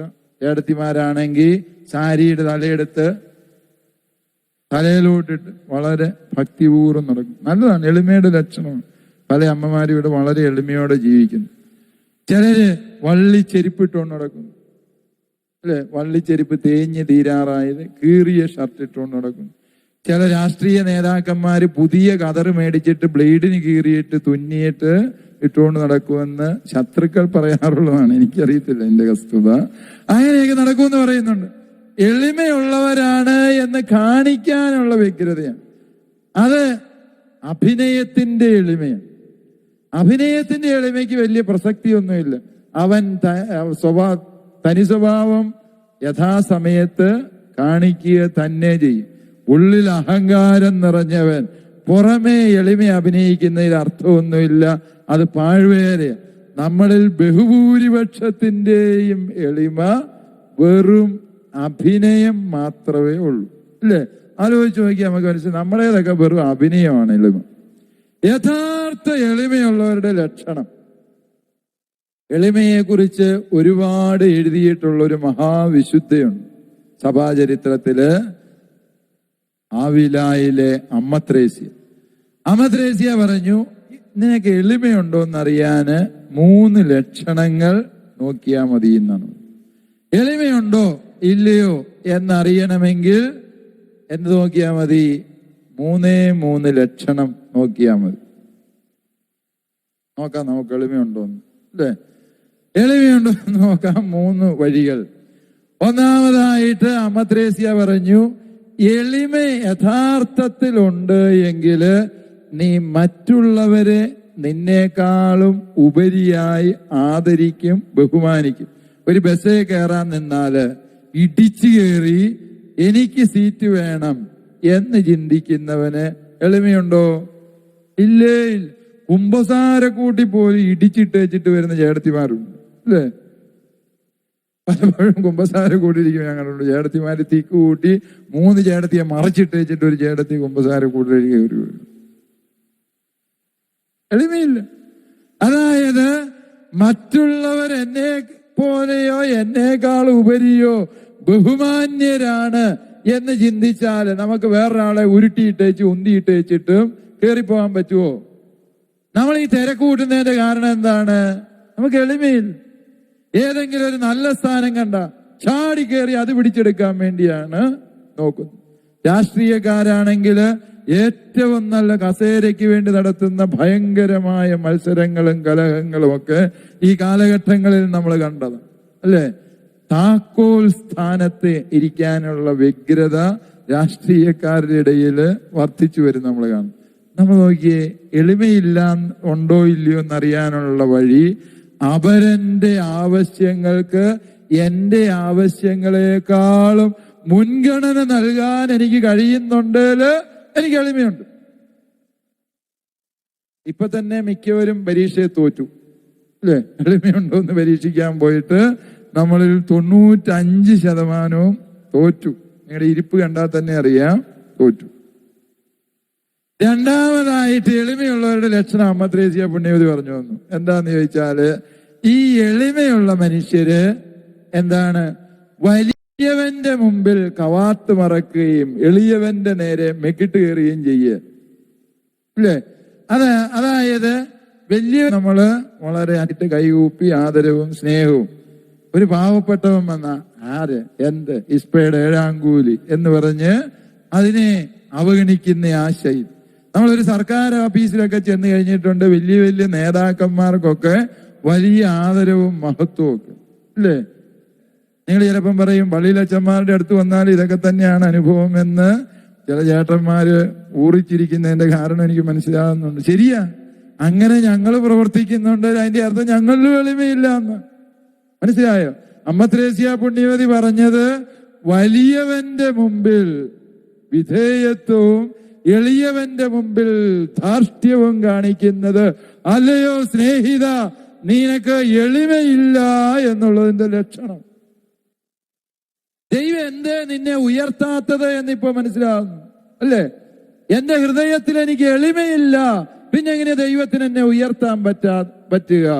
അഹങ്കാരിയായി കഴിഞ്ഞാൽ പിന്നെ നശിക്കുകയല്ലാതെ നിവൃത്തിയില്ല. എളിമയുള്ളവനെ മാത്രമേ ദൈവം ഉയർത്തൂ. പരിശുദ്ധ അമ്മ പറയുക. വീണ്ടും അമ്മ ത്രേസ്യ പറഞ്ഞു, ഇപ്പൊ തന്നെ 100% പേരും തോറ്റു, അല്ല? ഇനി പറയേണ്ട കാര്യമില്ല. അമ്മ ത്രേസ്യ പറഞ്ഞു മൂന്നാമതൊരു കാര്യവും കൂടെ ഉണ്ട്. അമ്മ ത്രേസ്യ പറഞ്ഞു, എളിമയുള്ളവർ എപ്പോഴും എളിയ സ്ഥാനത്തും എളിയവന്റെ പക്ഷത്തും നിലയുറപ്പിക്കും. അതായത് സാധുക്കളുടെ ഒപ്പം നടക്കുന്നതാണ് നല്ലത് എന്ന് ചിന്തിക്കും. ചിലരൊക്കെ ചുമ്മാ പൊങ്ങച്ചം പറയും അല്ലേ? ആ ഇന്നടത്തെ മെത്രാപ്പോലീത്ത ഞങ്ങളുടെ ഒരു വകയിൽ ഉപ്പാപ്പനായിരുന്നു. ചുമ്മാ തട്ടിവിട്ടേക്കും. മെത്രാപ്പോലീത്തയ്ക്കും അറിയത്തില്ല, ഇവർക്കും അറിയത്തില്ല, ചുമ്മാ അങ്ങ് പറഞ്ഞേക്കും. അല്ലേല് ഏതെങ്കിലുമൊക്കെ വലിയ വലിയ ആളുകളുമായിട്ട് വളരെ അടുത്ത ബന്ധമുണ്ട് എന്ന് പറയുന്നവരുണ്ട്.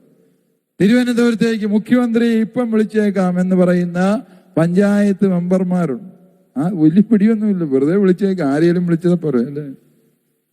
അതായത് ഈ ഞാൻ വലിയവനാണ് എന്ന് കാണിക്കുക, വലിയവന്റെ പക്ഷത്ത് നിലയുറപ്പിക്കുന്ന ഒരു മനോഭാവം നമുക്കുണ്ട് എങ്കിൽ നമുക്ക് എളിമയിൽ, പ്രിയപ്പെട്ടവരെ, എളിമയില്ലാത്തവനെ ഉയർത്താൻ ദൈവം വിചാരിച്ചാൽ പറ്റുമോ? പറ്റിയാൽ. എല്ലാവർക്കും ആഗ്രഹമുണ്ട് ഉയരണം, വളരണം. പക്ഷെ അടിസ്ഥാന പ്രശ്നം എന്നാ? എളിമയില്ല. എളിമയില്ലാത്തത് കൊണ്ട് ഉയരാൻ പറ്റിയ. എളിമ എന്ന് പറയുന്നത് ഈ ഭൗമിക ആകർഷണം. മാതാവ് സ്വർഗത്തിലെത്തിയത് എങ്ങനെയാണ്? ഈ ഭൂമിയിൽ നിന്ന് ഒരെണ്ണം തന്നെ പൊങ്ങി സ്വർഗത്തിൽ പോകണമെങ്കിൽ, മണ്ടയിലോട്ട് പോകണമെങ്കിൽ 2 വഴികളെ ഞാൻ നോക്കിയിട്ടുള്ളൂ. ഒന്നെങ്കിൽ റോക്കറ്റിലൊക്കെ ഉപയോഗിക്കുന്ന ക്രയോജനിക് എഞ്ചിൻ ഉപയോഗിച്ചുകൊണ്ട് അതിനെ പൊക്കി വിടുക അല്ലേ? അത് പൊങ്ങിപ്പൊക്കൂ. അതല്ല എങ്കിൽ ഈ പിള്ളേര് പണ്ട് ബലൂൺ വീർപ്പിക്കുമായിരുന്നു. ഈ ഹീലിയം വാതകം ബലൂൺ ഉണ്ടായിരുന്നു. അത് കെട്ടിവിട്ടാൽ ഈ ബലൂൺ തന്നെ അങ്ങ് പൊങ്ങി പോകുന്നതാണ് അല്ലേ? 2 വഴിയേ ഉള്ളൂ. ഈ ഗുരുത്വാകർഷണത്തിന്റെ, അതായത് ഈ ഭൂമിയിലേക്ക് നമ്മളെ പിടിച്ചു നിർത്തുന്ന, വഞ്ചിയെ പിന്നെയും തിരുനക്കര തന്നെ നിർത്തുന്ന അടിസ്ഥാന പ്രശ്നം എന്താണ്? ഈ 2-ലേതെങ്കിലും ഒരു വഴിയുണ്ടെങ്കിൽ ഇതിൽ നിന്ന് രക്ഷപ്പെടാൻ പറ്റുള്ളൂ. പരിശുദ്ധ അമ്മയെ ദൈവം സ്വർഗത്തിലേക്ക് ദൈവത്തിന്റെ അമ്മയായി അവളെ ഉയർത്തിയെങ്കിൽ അതിന്റെ അർത്ഥം എന്താണ്? അവള് ഏറ്റവും സാന്ദ്രത കുറഞ്ഞ വാതകമായി തന്നെ നിലനിർത്തി. അതിന് ഉയരാതെ നിവൃത്തിയിൽ. ഹീലിയം നിറച്ചൊരു ബലൂണിന് ഈ മണ്ണിൽ പതഞ്ഞു കിടക്കാൻ പറ്റില്ല. അത് അന്തരീക്ഷത്തിലേക്ക് ഉയരുക തന്നെ ചെയ്യും.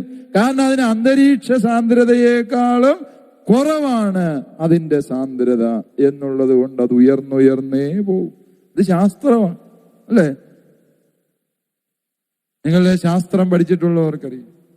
പ്രിയപ്പെട്ടവരെ, അതായത് നമ്മളെ സ്വർഗത്തോളം ഉയർത്തുന്ന മൂല്യമേത് എന്ന് ചോദിച്ചാൽ എളിമ. അതില്ലാതെ പോകുന്നവരെ വളർത്താൻ ദൈവം വിചാരിച്ചാലും പറ്റിയല്ല. പിശാചിനെ ഒന്ന് നന്നാക്കിയേക്കാം എന്ന് ഉടയതമ്പുരാൻ വിചാരിച്ചാൽ പറ്റുമോ? പിശാച് ജന്മത്ത് നന്നായില്ല. കാരണം പിശാചിന്റെ അടിസ്ഥാന പ്രശ്നം ഏതാ? അവൻ അഹങ്കാരിയാണ് എന്നുള്ളതാണ് പിശാചിന്റെ അടിസ്ഥാന പ്രശ്നം. ഏതൊരു മനുഷ്യന്റെ ജീവിതത്തില് ഇതുപോലെ അഹന്ത കടന്നുകൂടുന്നുവോ ആ വ്യക്തിയെ ആർക്കും രക്ഷപ്പെടുത്താനാവും. അഹങ്കാരിക്ക് എന്നാ പറ്റുന്നതെന്നൂടെ അമ്മ പറയുന്നുണ്ട്. അഹങ്കാരികളെ ദൈവം സിംഹാസനത്തിൽ നിന്ന് മറിച്ചിട്ടു അല്ലേ? ലോക ചരിത്രം നിങ്ങൾ നോക്കിയേ, എന്നാ ഭയങ്കര ആളുകളൊക്കെ ഉണ്ടായിരുന്നു. അലക്സാണ്ടർ ചക്രവർത്തി, അയാള് ലോകം മുഴുവൻ കീഴടക്കാൻ വേണ്ടി വന്നു. സർവ്വതും അടിച്ചു തകർത്തു. അദ്ദേഹത്തിന് ദേവാലയങ്ങള്, അമ്പലങ്ങള്, പള്ളികള് ഇതിനോടൊക്കെ വെറുപ്പാൻ. അദ്ദേഹം സർവ്വതും തകർത്ത് തരിപ്പണമാക്കിക്കൊണ്ട് മുന്നേറുകയാണ്. എല്ലായിടത്തും അലക്സാണ്ടറിനെ ബഹുമാനിച്ചാൽ മതി എന്നാണ് അദ്ദേഹം പറഞ്ഞത്. ഞാനല്ലാതെ വേറൊരു ദൈവത്തിന്റെ ആവശ്യമില്ല. 10 കൊല്ലം ഇങ്ങനെ തേരോട്ടം നടത്തിയ അലക്സാണ്ടർ BC 333 മുതൽ 323 വരെ. അങ്ങനെ ഇന്ത്യ കീഴടക്കാൻ വേണ്ടി വരുന്ന വഴിക്ക് അഫ്ഗാനിസ്ഥാനിൽ എത്തിയപ്പോ പുള്ളിക്ക് ഒരു പനിയും തുമ്മലും ജലദോഷവും ഒക്കെ. പനി വർദ്ധിച്ചു. വല്ല ഡെങ്കിപ്പനി ആയതായിരിക്കും അല്ലെ? ഏതാണേലും അലക്സാണ്ടർ പനി പിടിച്ച് മരിച്ചു. അത്യുന്നതങ്ങളിൽ ദൈവത്തിന്റെ ഒപ്പമായിരിക്കുന്നതെന്ന് അലക്സാണ്ടർ വിചാരിച്ചേ. ഇല്ലടോ മനുഷ്യ, ഒരു പനി പിടിച്ചാൽ തീരാനുള്ളതേ ഉള്ളൂ നീയ് എന്ന് ദൈവം നമ്മളോട് പറഞ്ഞു തരിക. നമ്മുടെ ഇരിപ്പും നടപ്പൊക്കെ കണ്ടാല് we are someone greater than the almighty God.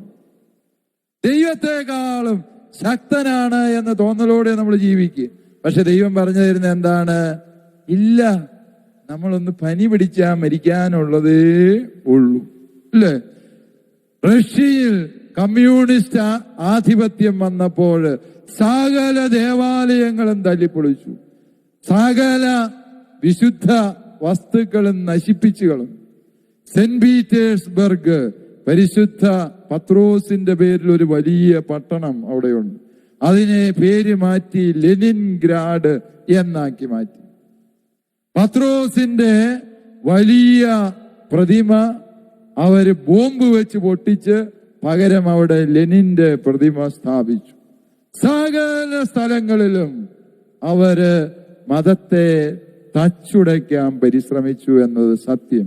പക്ഷേ പരിശുദ്ധ കന്യാസ്ത്രീ മറിയം ഫാത്തിമയിൽ പ്രത്യക്ഷപ്പെട്ടിട്ട് പറഞ്ഞു, റഷ്യയിലെ ഈ അവസ്ഥ മാറാൻ കുഞ്ഞുങ്ങളെ നിങ്ങൾ ജപമാല ചൊല്ലി പ്രാർത്ഥിക്കണേ എന്ന് പറഞ്ഞു. പണ്ട് നമ്മുടെയൊക്കെ വീടുകളില് കാരണവന്മാർക്കറിയാം, റഷ്യയുടെ മാനസാന്തരത്തിന് വേണ്ടി വീട്ടിൽ പ്രാർത്ഥിക്കുമ്പോൾ റഷ്യയുടെ മാനസാന്തരത്തിന് വേണ്ടി ഒരു 10 നന്മ പറഞ്ഞോറിയും ചൊല്ലുന്ന പതിവുണ്ട്. അല്ലേ? ചിലത് 40 നന്മ നിറഞ്ഞ മറിയം വീതം 25 ദിവസം ചൊല്ലി റഷ്യയുടെ മാനസാന്തരത്തിന് കാത്തു വെക്കുക. നാട്ടിലെ റഷ്യക്കാരെല്ലായിരുന്നു ചിരിക്കാൻ തുടങ്ങി.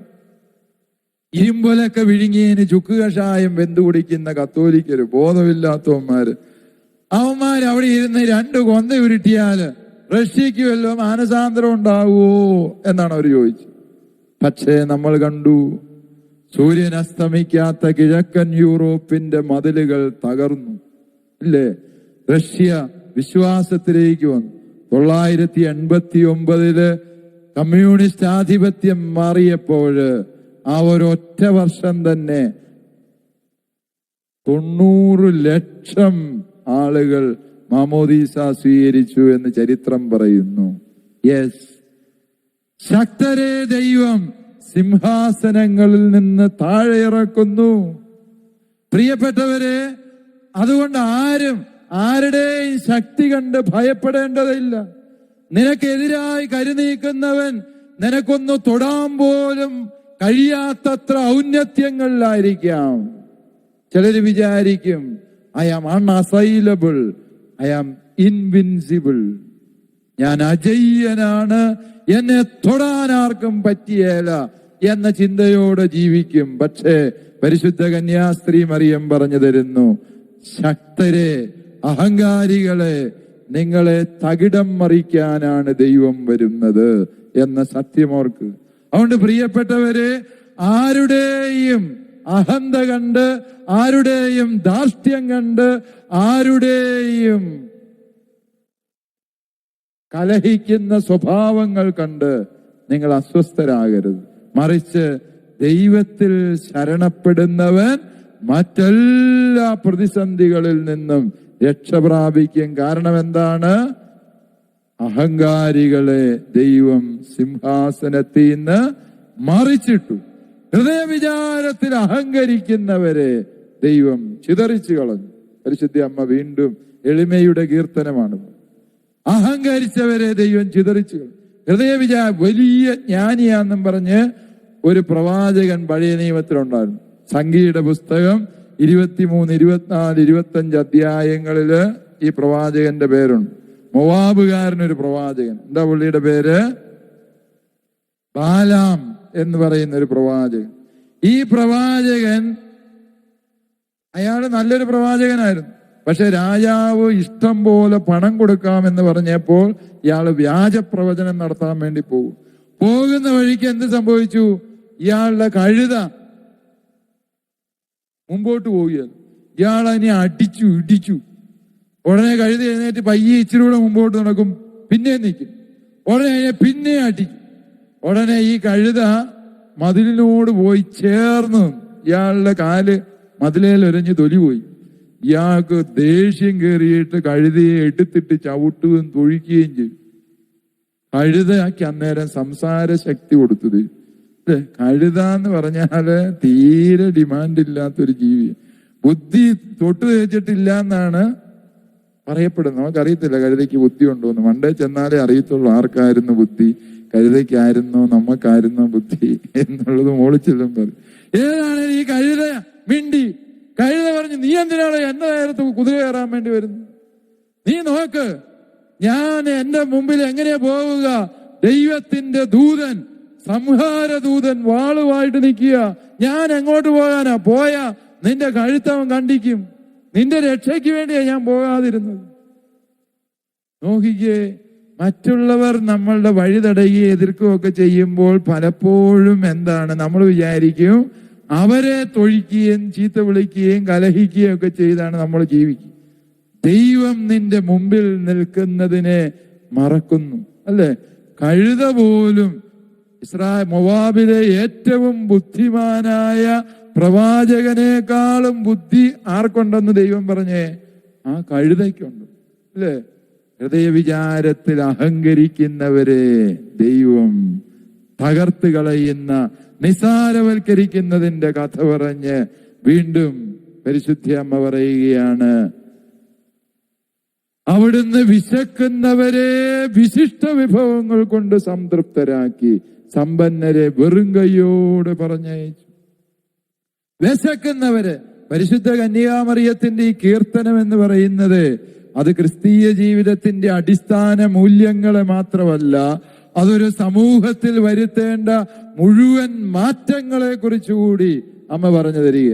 വിശക്കുന്നവര്, പണ്ട് ഇസ്രായേൽ ജനം മരുഭൂമിയിൽ അലഞ്ഞ കാലത്ത് അവർക്ക് വിശന്നപ്പോ അവർക്ക് ദൈവം എന്തു കൊടുത്തു? മന്ന കൊടുത്തു. മന്ന കിട്ടിയപ്പോ ഇവർ ഈ പൊടി തിരുമ്മി നോക്കിയിട്ട് പറഞ്ഞു, ഇതെന്നാന്ന് ചേട്ടന്മാരും ചേട്ടത്തിമാരും ചോദിച്ച് അതിന്റെ പേര് തന്നെ അങ്ങനെയായി. ഇതെന്നാന്നായി അതിന്റെ പേര്.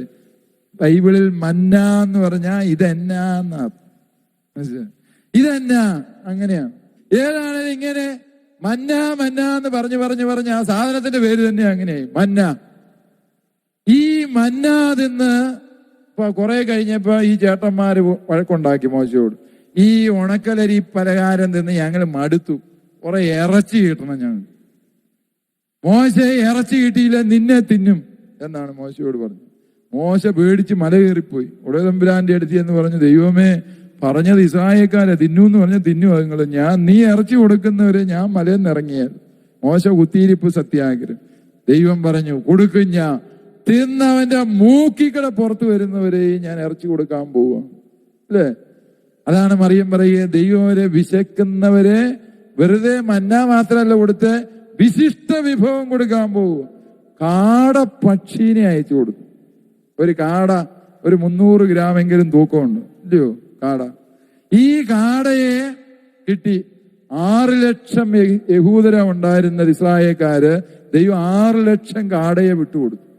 പക്ഷെ ഈ ഇസ്രായേൽക്കാരെന്നായിരുന്നു ചോദിച്ചാൽ, ചില ചേട്ടന്മാര് ചേട്ടത്തിമാരുടെ വീതവും കൂടെ പിടിച്ചു തിന്നു. തകൃതിയുള്ള ചേട്ടന്മാര് 30 കാടയെ വരെ അകത്താക്കി. അപ്പൊ എന്ത് പറ്റി? ടേസ്റ്റ് ഓർത്തങ്ങ് തിന്ന കാട വന്ന് വീഴുന്നു, കഴുത്തൊടിക്കുന്നു, തൊലിയുരിയുന്നു, എണ്ണയ്ക്കകത്തേക്ക് മുക്കുന്നു, ചൂടോടെ തിന്നുന്നു.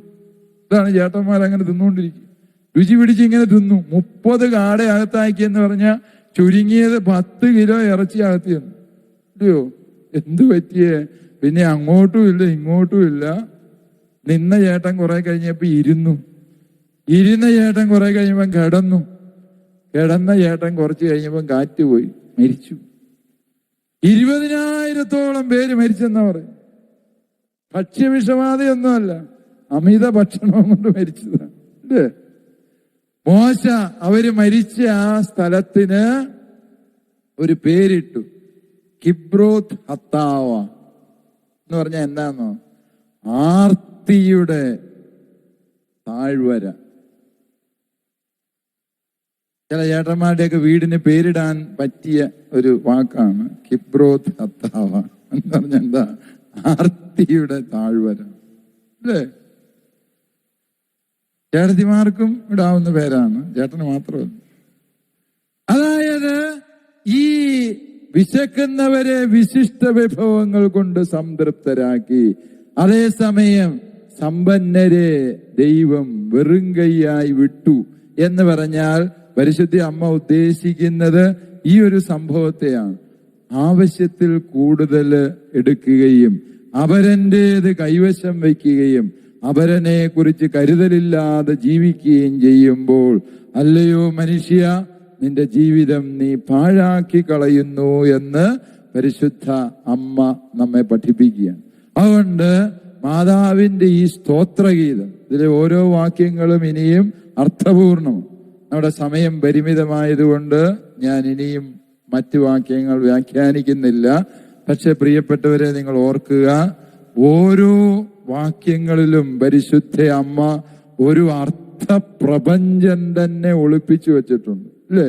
മുഴുവൻ ബൈബിളിന്റെയും സമാഹാരമാണ് പരിശുദ്ധ അമ്മയുടെ സ്തോത്രഗീതത്തിലെ ഈ ഓരോ വാക്യവും എന്ന് നിങ്ങൾക്ക് മനസ്സിലാക്കാൻ പറ്റും. ആ സ്തോത്രഗീതത്തിന്റെ ആഴമേറിയ അർത്ഥങ്ങൾ ഗ്രഹിക്കാന്, ആ സ്തോത്രഗീതത്തിന്റെ ദിവ്യമായ മാനങ്ങളിലേക്ക് വളരാൻ നമുക്ക് പരിശുദ്ധ അമ്മയുടെ തന്നെ മാധ്യസ്ഥം തേടി പ്രാർത്ഥിക്കാം. അമ്മയെ പോലെ ദൈവത്തിൽ ആനന്ദിച്ചാൽ, എളിമയിൽ ജീവിച്ചാൽ, അഹങ്കാരത്തെ ജീവിതത്തിന്റെ പടിക്ക് പുറത്ത് നിർത്തിയാൽ, അമ്മയെ പോലെ ദൈവം തരുന്നതിൽ സന്തോഷിച്ച് അത് മറ്റുള്ളവരുമായി പങ്കുവെച്ച് ജീവിച്ചാൽ എന്ത് കിട്ടും? സ്വർഗം. ആത്മശരീരങ്ങളോട് സ്വർഗത്തിലെത്തിയ പരിശുദ്ധയെ പോലെ, അല്ലയോ വിശ്വാസി, നീയും സ്വർഗത്തിലെത്തും. സ്വർഗത്തിലെത്തണമെന്ന് ചുമ്മാ മോഹിച്ചാ പോരാ. അമ്മ കാണിച്ചു തന്ന ഈ ഒരു ജീവിത ശൈലിയുടെ ദിവ്യമായ മാനങ്ങളെ പ്രിയപ്പെട്ടവരെ നമ്മുടെ ഹൃദയത്തിലേക്ക് സ്വീകരിക്കാൻ ശ്രദ്ധിക്കുക. ദൈവം അനുഗ്രഹിക്കട്ടെ.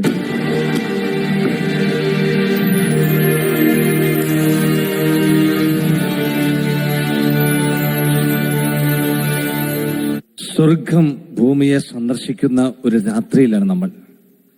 അനേക കുടുംബങ്ങളിൽ പരിശുദ്ധ തമ്പുരാന്റെ വലിയ സാന്നിധ്യം നിറഞ്ഞുകൊണ്ടിരിക്കുന്ന ഒരു രാത്രിയിലാണ് നമ്മളിപ്പോൾ ഉള്ളത്.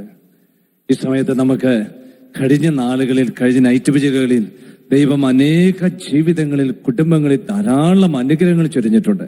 അതിൽ കുറഞ്ഞ സാക്ഷ്യങ്ങളുമായിട്ട് അനുഗ്രഹ സാക്ഷ്യത്തിന്റെ സമയമാണിപ്പോൾ നമ്മുടെ മുമ്പിൽ വന്നെത്തിയിരിക്കുന്നത്.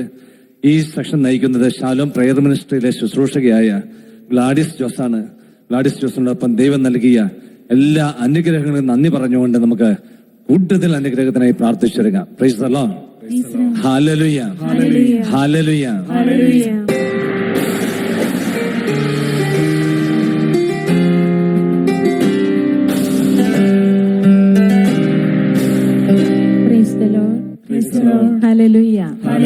Hallelujah, hallelujah.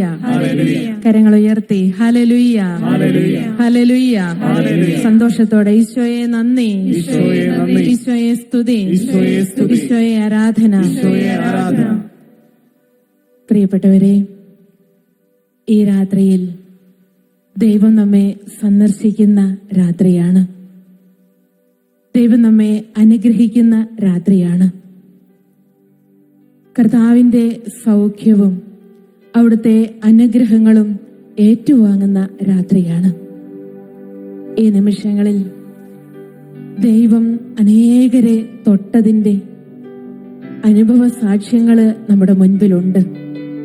കഴിഞ്ഞ നാളുകളിൽ ഈ നൈറ്റ് വിജിൽ ശുശ്രൂഷയിലൂടെ ഭവനങ്ങളിലിരുന്നും മറ്റവരുടെ ജോലി സ്ഥലങ്ങളിലായിരുന്നുമൊക്കെ ഈ ശുശ്രൂഷയിൽ പങ്കെടുത്ത അനേക ജീവിതങ്ങളെ ദൈവം അനുഗ്രഹിച്ചു.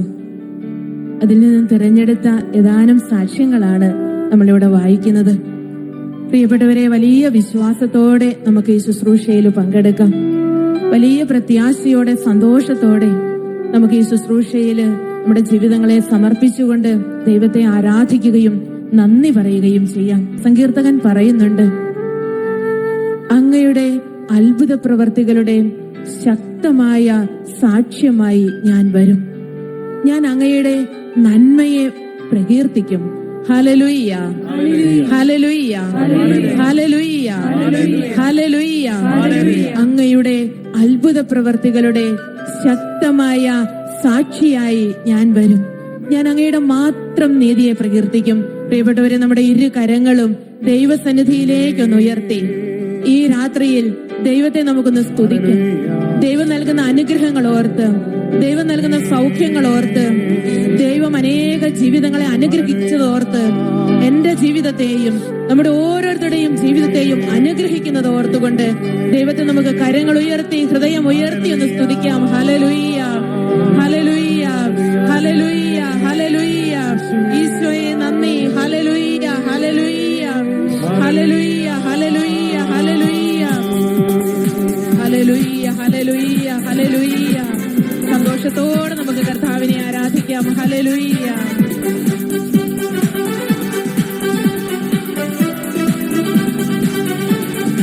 കൈകളടിച്ചുകൊണ്ട് പാടാം. വലിയ സന്തോഷത്തോടെ നന്ദി പറഞ്ഞുകൊണ്ട്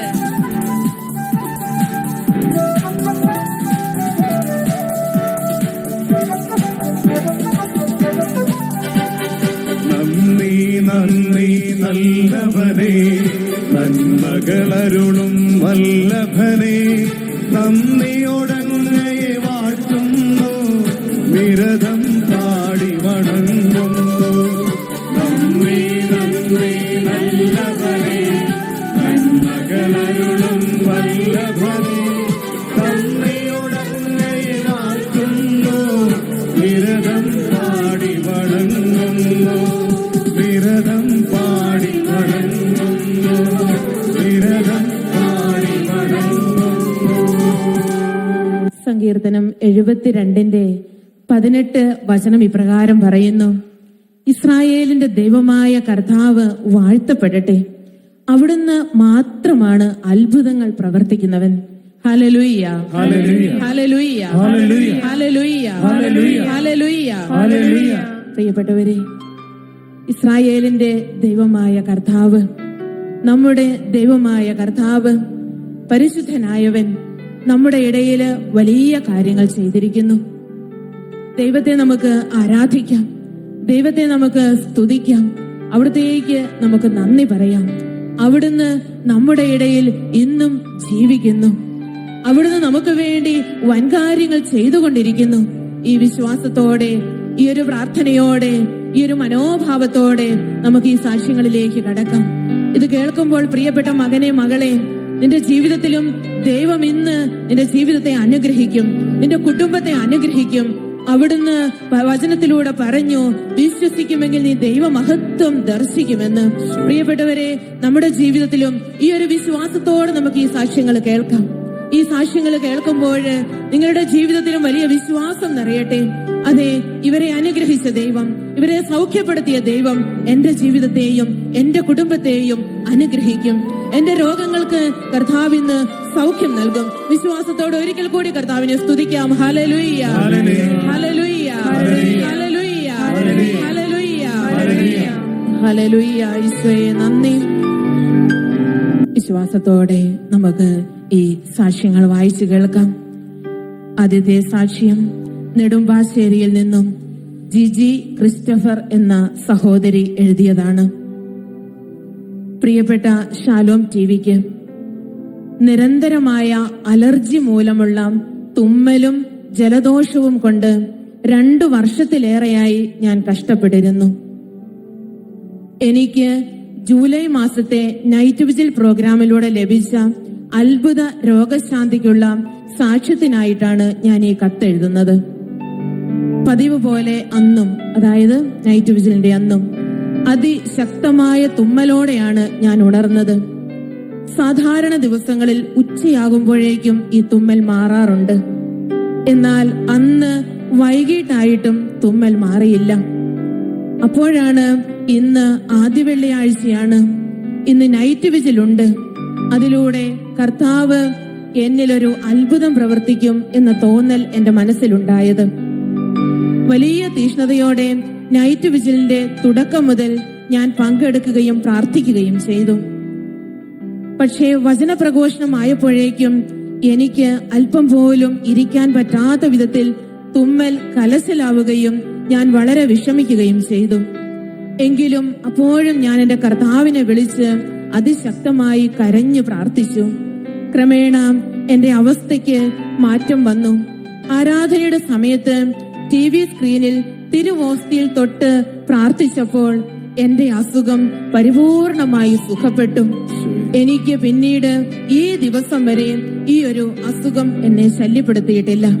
പ്രിയപ്പെട്ടവരെ, 2 വർഷത്തോളം മരുന്ന് കഴിച്ച് മാറാതിരുന്ന എന്റെ ഈ അസുഖം നൈറ്റ് വിജിലിന്റെ രാത്രിയില് കർത്താവ് മാറ്റി തന്നു എന്ന് ഞാൻ ഉറച്ചു വിശ്വസിക്കുന്നു. നൈറ്റ് വിജിലിലൂടെ എന്നെ സുഖപ്പെടുത്തിയ കർത്താവിന് സ്തുതിയും നന്ദിയും അർപ്പിക്കുന്നു. ഹല്ലേലൂയ, ഹല്ലേലൂയ. കരങ്ങളടിച്ച് കർത്താവിന് നന്ദി പറഞ്ഞ് ആരാധിക്കാം. സന്തോഷത്തോടെ, പുഞ്ചിരിയോടെ, സന്തോഷത്തോടെ പാടാം.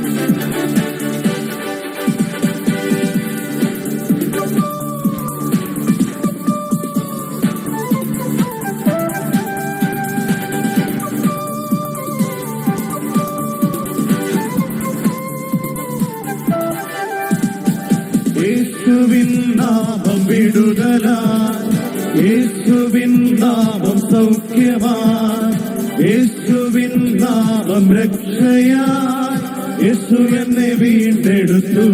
ഒരുമിച്ച് പാടാം. യേശുവിൻ നാമം വിടുതലാൻ, യേശുവിൻ നാമം സൗഖ്യമാൻ, യേശുവിൻ നാമം രക്ഷയാൻ, യേശു എന്നെ വീണ്ടെടുത്തു. ഹല്ലേലൂയ ഞാൻ പാടിടും, സന്തോഷത്തോടെ ഒരുമിച്ച് യേശുവിനെ ആരാധിക്കും. ഹല്ലേലൂയ ഞാൻ പാടിടും, സർവശക്തനായവനെ. ഹല്ലേലൂയ ഞാൻ പാടിടും, യേശുവിനെ ആരാധിക്കും. ഹല്ലേലൂയ ഞാൻ പാടിടും, സർവശക്തനായവനെ. വരണ്ട ഭൂമിയിൽ ജലവും ഉണങ്ങിയ നിലത്ത് അരുവികളും ഞാൻ ഒഴുക്കും. നിന്റെ സന്തതികളുടെ മേൽ എന്റെ ആത്മാവും നിന്റെ മക്കളുടെ മേൽ എന്റെ അനുഗ്രഹവും ഞാൻ വർഷിക്കും. Hallelujah, hallelujah. യെശയ്യാ 44-ന്റെ 3-ാമത്തെ വചനമാണിത്. പ്രിയപ്പെട്ടവരെ, അത്ഭുതകരമായിട്ട് ദൈവം ഇടപെട്ട അടുത്ത ഒരു സാക്ഷ്യം നമ്മൾ കേൾക്കുകയാണ്. ഇത് എഴുതിയിരിക്കുന്നത് PT മാത്യു എന്ന സഹോദരൻ ഇടുക്കിയിൽ നിന്നുമാണ് എഴുതിയിരിക്കുന്നത്. എന്റെ പേര് PT മാത്യു എന്നാണ്. ഞാൻ 2013 ഏപ്രിൽ മാസത്തിൽ 200 അടിക്ക് വെള്ളം കിട്ടുമെന്ന് ഒരു സ്ഥാനക്കാരൻ ഉറപ്പു പറഞ്ഞതനുസരിച്ച് ഒരു കുഴൽ കിണർ അടിക്കുകയും 305 അടി വരെ അടിച്ചിട്ടും ഒരു തുള്ളി വെള്ളം പോലും എനിക്ക് കിട്ടുകയും ചെയ്തില്ല. മെയ് മാസത്തിലെ നൈറ്റ് വിജിൽ പ്രാർത്ഥനാ സഹായത്തിനായി ഞാൻ എഴുതുകയും അതോടൊപ്പം തന്നെ അന്ന് വീട്ടിൽ TVയുടെ മുൻപിലിരുന്ന് ഞങ്ങൾ എല്ലാവരും കൂടി പ്രാർത്ഥിക്കുകയും ചെയ്തു. പിറ്റേ ദിവസം തന്നെ 120 അടിയോളം വെള്ളം കുഴൽ കിണറിൽ വന്നു. ഇപ്പോൾ ഞങ്ങളുടെ കിണർ നിറഞ്ഞു നിൽക്കുന്നു. നൈറ്റ് വിജിൽ പ്രാർത്ഥനയിലൂടെ അത്ഭുതകരമായി ഞങ്ങൾക്ക് വെള്ളം നൽകി, ആവശ്യത്തിന് ജലം നൽകി ഞങ്ങളുടെ കുടുംബത്തെ അനുഗ്രഹിച്ച സർവശക്തനായ ദൈവത്തിന് കോടാനുകോടി നന്ദിയും സ്തുതിയും അർപ്പിക്കുന്നു. ഹല്ലേലൂയ, ഹല്ലേലൂയ, ഹല്ലേലൂയ. കരങ്ങളടിച്ച് പാടാം. ഹല്ലേലൂയ, ഹല്ലേലൂയ. ജീവനോടെ, ജീവനോടെ.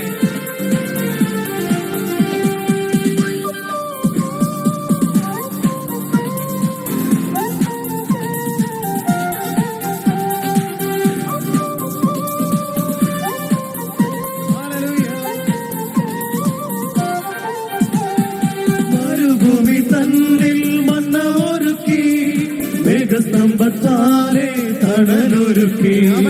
മരുഭൂമി തന്നിൽ മന്ന ഒരുക്കി, മേഘസ്തംഭത്താലെ തണലൊരുക്കി. വെളിച്ചത്തിനായി അഗ്നിസ്തംഭമേകി, ഇരവിലും നമ്മെ വഴി നടത്തി. വെളിച്ചത്തിനായി അഗ്നിസ്തംഭമേകി, ഇരവിലും നമ്മെ വഴി നടത്തി. യഹോവയിരേ, യഹോവയിരേ, യഹോവയിരേ, അവൻ യഹോവയിരേ. യഹോവയിരേ, യഹോവയിരേ, യഹോവയിരേ, അവൻ യഹോവയിരേ. പ്രിയപ്പെട്ടവരെ, പത്രോസ്ലിഹായുടെ ലേഖനം 1-ാം ലേഖനം 5-ാം അധ്യായത്തിന്റെ 6-ാമത്തെ തിരുവചനത്തിൽ ഇപ്രകാരം നാം വായിക്കുന്നു: ദൈവത്തിന്റെ ശക്തമായ കരത്തിൻ കീഴിൽ നിങ്ങൾ താഴ്മയോടെ നിൽക്കുവിൻ, അവിടുന്ന് തക്ക സമയത്ത് നിങ്ങളെ ഉയർത്തിക്കൊള്ളും. പ്രിയപ്പെട്ടവരെ, നമ്മുടെയൊക്കെ ഒരു പരാതിയാണ്, അല്ലെങ്കിൽ ഒരു വേദനയാണ്, കർത്താവ് ഞാൻ പ്രാർത്ഥിച്ചപ്പോൾ തത്സമയം തന്നെ എനിക്ക് മറുപടി തന്നില്ല എന്ന്. എന്നാല് നിരന്തരമായ നമ്മുടെ പ്രാർത്ഥന, അതിലൂടെ കർത്താവ് നമുക്ക് ഉത്തരം നൽകും. തക്ക സമയത്ത് ഇടപെടുന്നവനാണ് നമ്മുടെ ദൈവമെന്ന് ഈ അടുത്ത സാക്ഷ്യത്തിലൂടെ അവിടുന്ന് നമുക്ക് വെളിപ്പെടുത്തി തരികയാണ്. ഇത് എഴുതിയിരിക്കുന്നത് വത്സല എന്ന സഹോദരി പാലക്കാട് നിന്നാണ്. ഷാലോം ചാനലിലെ ആദ്യ വെള്ളിയാഴ്ചയിലെ നൈറ്റ് വിജിൽ പ്രാർത്ഥനയിൽ 6 മാസം ഞാൻ തുടർച്ചയായി പ്രാർത്ഥിച്ചു. അതിന്റെ ഫലമായി 10 വർഷമായിട്ട് വിൽക്കുവാൻ കഴിയാതെ മുടങ്ങിക്കിടന്നിരുന്ന ഞങ്ങളുടെ സ്ഥലം വിൽപ്പന അത്ഭുതകരമായിട്ട് നടന്നു. കൂടാതെ 10 വർഷത്തോളമായി ഞങ്ങളൊരു ഭവനം പണി ആരംഭിച്ചിട്ട്, എന്നാൽ യാതൊരു വിധത്തിലും അത് പൂർത്തിയാക്കുവാൻ സാധിക്കാതെ ഞങ്ങൾ വിഷമിക്കുകയായിരുന്നു.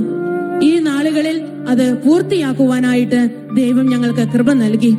അതോടൊപ്പം തന്നെ ഞങ്ങളുടെ മകളുടെ വിവാഹവും ഈ നാളുകളിൽ നല്ല രീതിയിൽ നടത്തി തന്നു ഞങ്ങളുടെ ദൈവം.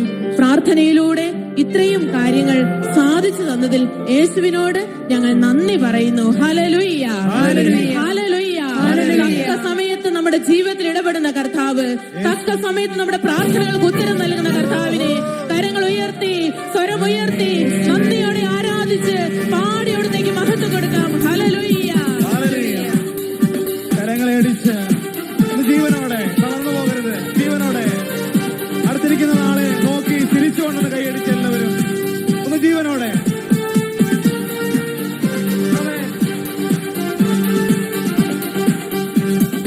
അബ്രാമിന് ദൈവം വാഗ്ദാനം നൽകുമ്പോൾ കൺമുൻപിൽ ശൂന്യതയായിരുന്നു. അബ്രാമിന് ദൈവം വാഗ്ദാനം നൽകുമ്പോൾ കൺമുൻപിൽ ശൂന്യതയായിരുന്നു. എങ്കിലും അവൻ തന്നെ വിശ്വസിച്ചല്ലോ, ആ വിശ്വാസം നീതിയാൽ എണിക്കപ്പെട്ടു.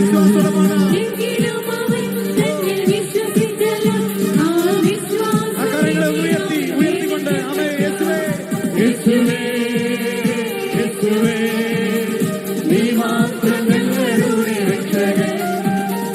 യേശുവേ, യേശുവേ, നീ മാത്രം ഞങ്ങളുടെ രക്ഷകൻ. പ്രിയപ്പെട്ടവരെ, ഒരു അമ്മയുടെ പ്രാർത്ഥനയിലൂടെ മകന്റെ ജീവിതത്തില് ദൈവം പ്രവർത്തിച്ച വലിയൊരു അത്ഭുത സാക്ഷ്യമാണ് ആ അമ്മ നമ്മുടെ മുൻപിൽ പങ്കുവെക്കുന്നത്.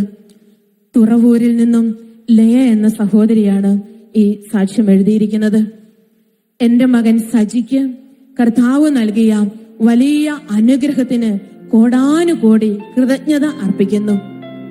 സജി UK-യിലാണ്. ജൂൺ മാസം 6-ാം തീയതി അവന്റെ പാസ്പോർട്ട് നഷ്ടപ്പെട്ടു. അതോടെ ഉണ്ടായിരുന്ന ജോലിയും നഷ്ടമായി. സ്റ്റുഡന്റ് വിസയിലാണ് അവൻ UK-യിൽ പോയത്. 3.5 വർഷത്തെ വിസയായിരുന്നു. എന്നാൽ പാസ്പോർട്ട് നഷ്ടപ്പെട്ടതിന് ശേഷം അവിടെ ഒരു കാര്യവും നടക്കില്ല എന്ന് പറഞ്ഞു. എന്ത് ചെയ്യണമെന്നറിയാത്ത അവസ്ഥ, ആരും സഹായിക്കുവാനില്ലാത്ത അവസ്ഥ. ഉടൻ തന്നെ നാട്ടിലേക്ക് തിരിച്ചു പോരേണ്ടി വരുമെന്ന് എല്ലാവരും പറഞ്ഞു. അപ്പോൾ ഞാൻ, അതായത് അവന്റെ അമ്മ, ഷാലോം നൈറ്റ് വിജിലിലെ സഹോദരങ്ങളോട് പ്രാർത്ഥനാ സഹായം ഫോണിലൂടെയും കത്തിലൂടെയും ആവശ്യപ്പെട്ടു. അവർ എന്നെ ആശ്വസിപ്പിച്ചുകൊണ്ട് മറുപടിയും അയച്ചു. അത്ഭുതം എന്ന് പറയട്ടെ, കിട്ടാൻ സാധ്യത വളരെ കുറവാണ് എന്ന് എല്ലാവരും പറഞ്ഞ ഈ പാസ്പോർട്ട് നഷ്ടപ്പെട്ടതിന്റെ 17-ാമത്തെ ദിവസം പാസ്പോർട്ട് തിരിച്ചു കിട്ടിയതായി ഏജൻസിയിൽ നിന്നും മകനെ അറിയിച്ചു. ഇത്രയും വലിയ അനുഗ്രഹം എന്റെ മകന് നൽകിയ ദൈവത്തിന് ഞാൻ നന്ദിയും സ്തുതിയും അർപ്പിക്കുന്നു. കരങ്ങൾ ഉയർത്തി ഹല്ലേലൂയ, ഹല്ലേലൂയ. പ്രാർത്ഥിക്കുകയും യാചിക്കുകയും ചെയ്യുന്ന എന്തും നിങ്ങൾക്ക് ലഭിക്കുമെന്ന് വിശ്വസിക്കുവിൻ. നിങ്ങൾക്ക് ലഭിക്കുക തന്നെ ചെയ്യും. പ്രിയപ്പെട്ടവരെ, കരങ്ങളടിച്ച് സന്തോഷത്തോടെ പാടി നമുക്ക് അവനെ ആരാധിക്കാം.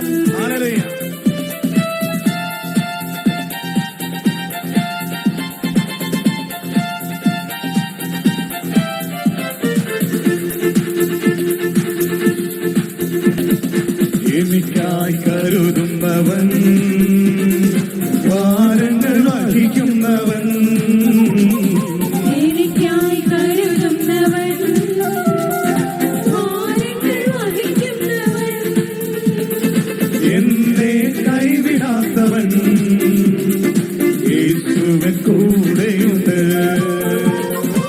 എന്നെ കൈവിടാത്തവൻ യേശുവിൻ കൂടെയുണ്ട്. പരീക്ഷ എന്റെ ദൈവം അനുവദിച്ച പരിഹാരം എനിക്കായി കരുതിയിട്ടുണ്ട്. പരീക്ഷ എന്റെ ദൈവം അനുവദിച്ച പരിഹാരം എനിക്കായി കരുതിയിട്ടുണ്ട്. എന്തിനെന്ന് ചോദിക്കില്ല ഞാൻ, എന്റെ നന്മയ്ക്കായെന്നറിയുന്നു ഞാൻ. എന്തിനെന്ന് ചോദിക്കില്ല ഞാൻ, എന്റെ നന്മയ്ക്കായെന്നറിയുന്നു ഞാൻ. യെശയ്യാ പ്രവാചകന്റെ പുസ്തകം 65:24 നാം ഇപ്രകാരം വായിക്കുന്നുണ്ട്: വിളിക്കും മുൻപേ ഞാൻ ഉത്തരം അരുളും, പ്രാർത്ഥിച്ച് തീരും മുൻപേ ഞാനത് കേൾക്കും. ഹല്ലേലൂയ. വലതുകരം ഉയർത്തി ഹല്ലേലൂയ, ഹല്ലേലൂയ. ഈ വചനം നമുക്കൊന്ന് ഏറ്റുപറയാം. വിളിക്കും മുൻപേ ഞാൻ ഉത്തരം അരുളും, പ്രാർത്ഥിച്ചു തീരും മുൻപേ ഞാനത് കേൾക്കും. ഹല്ലേലൂയ, ഹല്ലേലൂയ. പ്രിയപ്പെട്ടവരെ, ടോമി എന്ന സഹോദരൻ തൃശ്ശൂരിൽ നിന്ന് എഴുതിയ സാക്ഷ്യമാണ്. നമുക്കത് കേൾക്കാം. സ്നേഹമുള്ള ഷാലോം ടീം അംഗങ്ങളെ, ഞാൻ തൃശ്ശൂരിൽ നിന്നാണ് കത്തെഴുതുന്നത്. എന്റെ പേര് ടോമി ജോസഫ്. ഞാൻ വിദേശത്ത് PhDക്ക് പോകുവാൻ തയ്യാറെടുത്തുകൊണ്ടിരിക്കുകയാണ്. എന്നെ ഗൈഡ് ചെയ്യുന്ന ഏജൻസി പറഞ്ഞു, എനിക്ക് PhDക്ക് ചേരണമെങ്കിൽ IELTS പരീക്ഷ 6.5 എങ്കിലും കിട്ടി പാസ്സാകണമെന്ന്. IELTS പരീക്ഷയ്ക്ക് രജിസ്റ്റർ ചെയ്തപ്പോഴാണ് ഞാൻ അറിയുന്നത് ഇനി വെറും 3 ആഴ്ച മാത്രമേ പരീക്ഷയ്ക്ക് ബാക്കിയുള്ളൂ. എനിക്ക് ആ നാളുകളിൽ തീരെ സുഖമില്ലാതിരുന്നതിനാൽ കാര്യമായിട്ട് ഒന്നും പഠിക്കാൻ സാധിച്ചില്ല. എനിക്ക് കിട്ടിയ പരീക്ഷാ തീയതി ജൂൺ 8 ആയിരുന്നു. പരീക്ഷയുടെ തലേ ദിവസം എനിക്കാകെ വിഷമമായി. പരീക്ഷാ ഭയം എന്നെ വല്ലാതെ അലട്ടി. കാരണം ഞാൻ തോൽക്കുമെന്ന് എനിക്ക് ഉറപ്പായിരുന്നു. എന്നാൽ അന്ന് ജൂൺ 7 തീയതി ഷാലോം നൈറ്റ് വിജിലേക്ക് ഞാൻ വിളിച്ച് എന്റെ വിഷമം പറഞ്ഞു.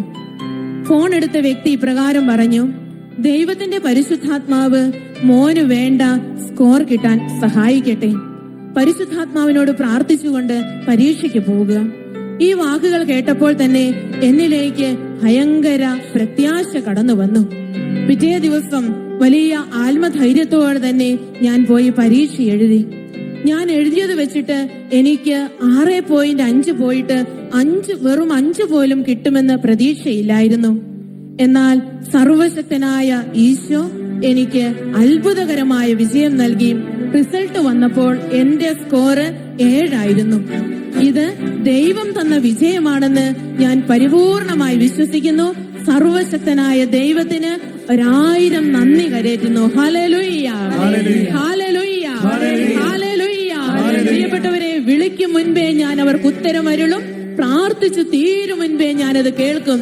വിശ്വാസത്തോടെ പ്രാർത്ഥന കേട്ട് അനുഗ്രഹിക്കുന്ന കർത്താവിനെ കരങ്ങൾ ഉയർത്തി കരങ്ങൾ അടിച്ച് സന്തോഷത്തോടെ പാടി സ്തുതിക്കാം.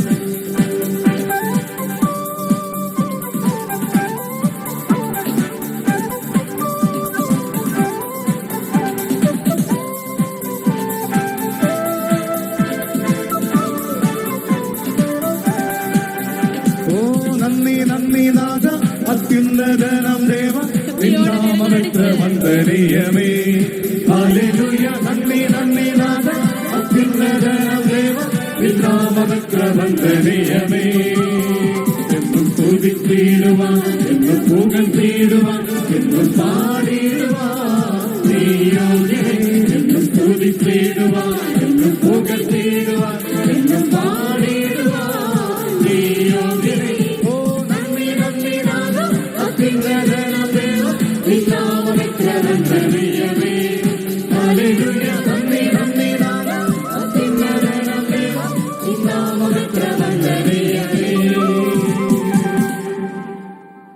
പ്രിയപ്പെട്ടവരെ, ദിവ്യ രഞ്ജിത്ത് എന്ന സഹോദരി കൊച്ചിയിൽ നിന്നും എഴുതിയ ഒരു സാക്ഷ്യമാണ് അടുത്തത്. എൻ്റെ പേര് ദിവ്യ രഞ്ജിത്ത്. വിവാഹം കഴിഞ്ഞിട്ട് 5 വർഷമായിട്ടും കുട്ടികളില്ലായിരുന്നു. 2 പ്രാവശ്യം ട്യൂബൽ പ്രഗ്നൻസി മൂലം പെട്ടെന്ന് തന്നെ വലിയ ഓപ്പറേഷൻ നടത്തേണ്ടി വന്നു. വൈദ്യശാസ്ത്രം ഇനിയൊരു കുഞ്ഞുണ്ടാവുക അസാധ്യമാണ് എന്ന് എൻ്റെ മുൻപിൽ വിധി എഴുതി. എന്നാൽ ശാലോമിലേക്ക് എപ്പോഴും ഞാൻ പ്രാർത്ഥനാ സഹായം ആവശ്യപ്പെടുമായിരുന്നു. അത്ഭുതം എന്ന് പറയട്ടെ, 2011 ഒരു പെൺകുഞ്ഞിനെ നൽകി ദൈവം അനുഗ്രഹിച്ചു. 2013 ഒരു ആൺകുഞ്ഞിനെയും നൽകി ദൈവം എന്നെ അനുഗ്രഹിച്ചു. ഞാനും എന്റെ കുടുംബവും ഇന്ന് ദൈവത്തിന് കോടാനുകോടി നന്ദി അർപ്പിക്കുന്നു. പ്രിയപ്പെട്ടവരെ, ഇവരുടെ കുടുംബ ഫോട്ടോ, കുഞ്ഞുങ്ങളോടൊപ്പമുള്ള ഫോട്ടോ നമ്മുടെ മുൻപില് അവർ അയച്ചു തന്നിട്ടുണ്ട്. വൈദ്യശാസ്ത്രം ഒരു കുഞ്ഞു പോലും ഉണ്ടാവുകയില്ല എന്ന് പറഞ്ഞ ഇവർക്ക് അത്ഭുതകരമായി ദൈവം 2 കുഞ്ഞുങ്ങളെ നൽകി അനുഗ്രഹിച്ചു. ദൈവത്തിന് നന്ദി പറഞ്ഞുകൊണ്ട് വീണ്ടും നമുക്ക് കർത്താവിനെ പാടി ആരാധിക്കാം. ഹല്ലേലൂയ.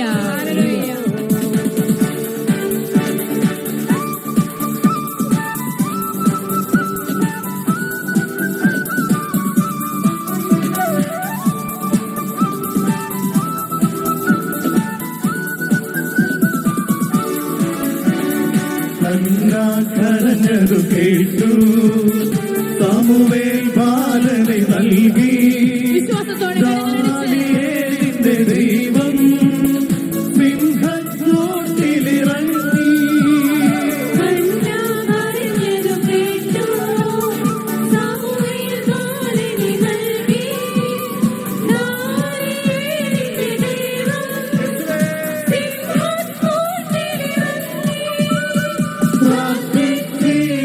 കണ്ണുനീരോടെ ഒന്നും അസാധ്യമല്ല. പ്രാർത്ഥിച്ചിടാം കണ്ണുനീരോടെ ഒന്നും അസാധ്യമല്ല.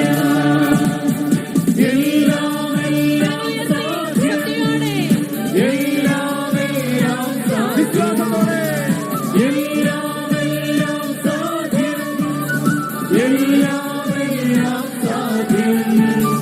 രോഗമോ ദുഃഖമോ കഷ്ടമോ നഷ്ടമോ വിടുതൽ നൽകിടും നാഥൻ.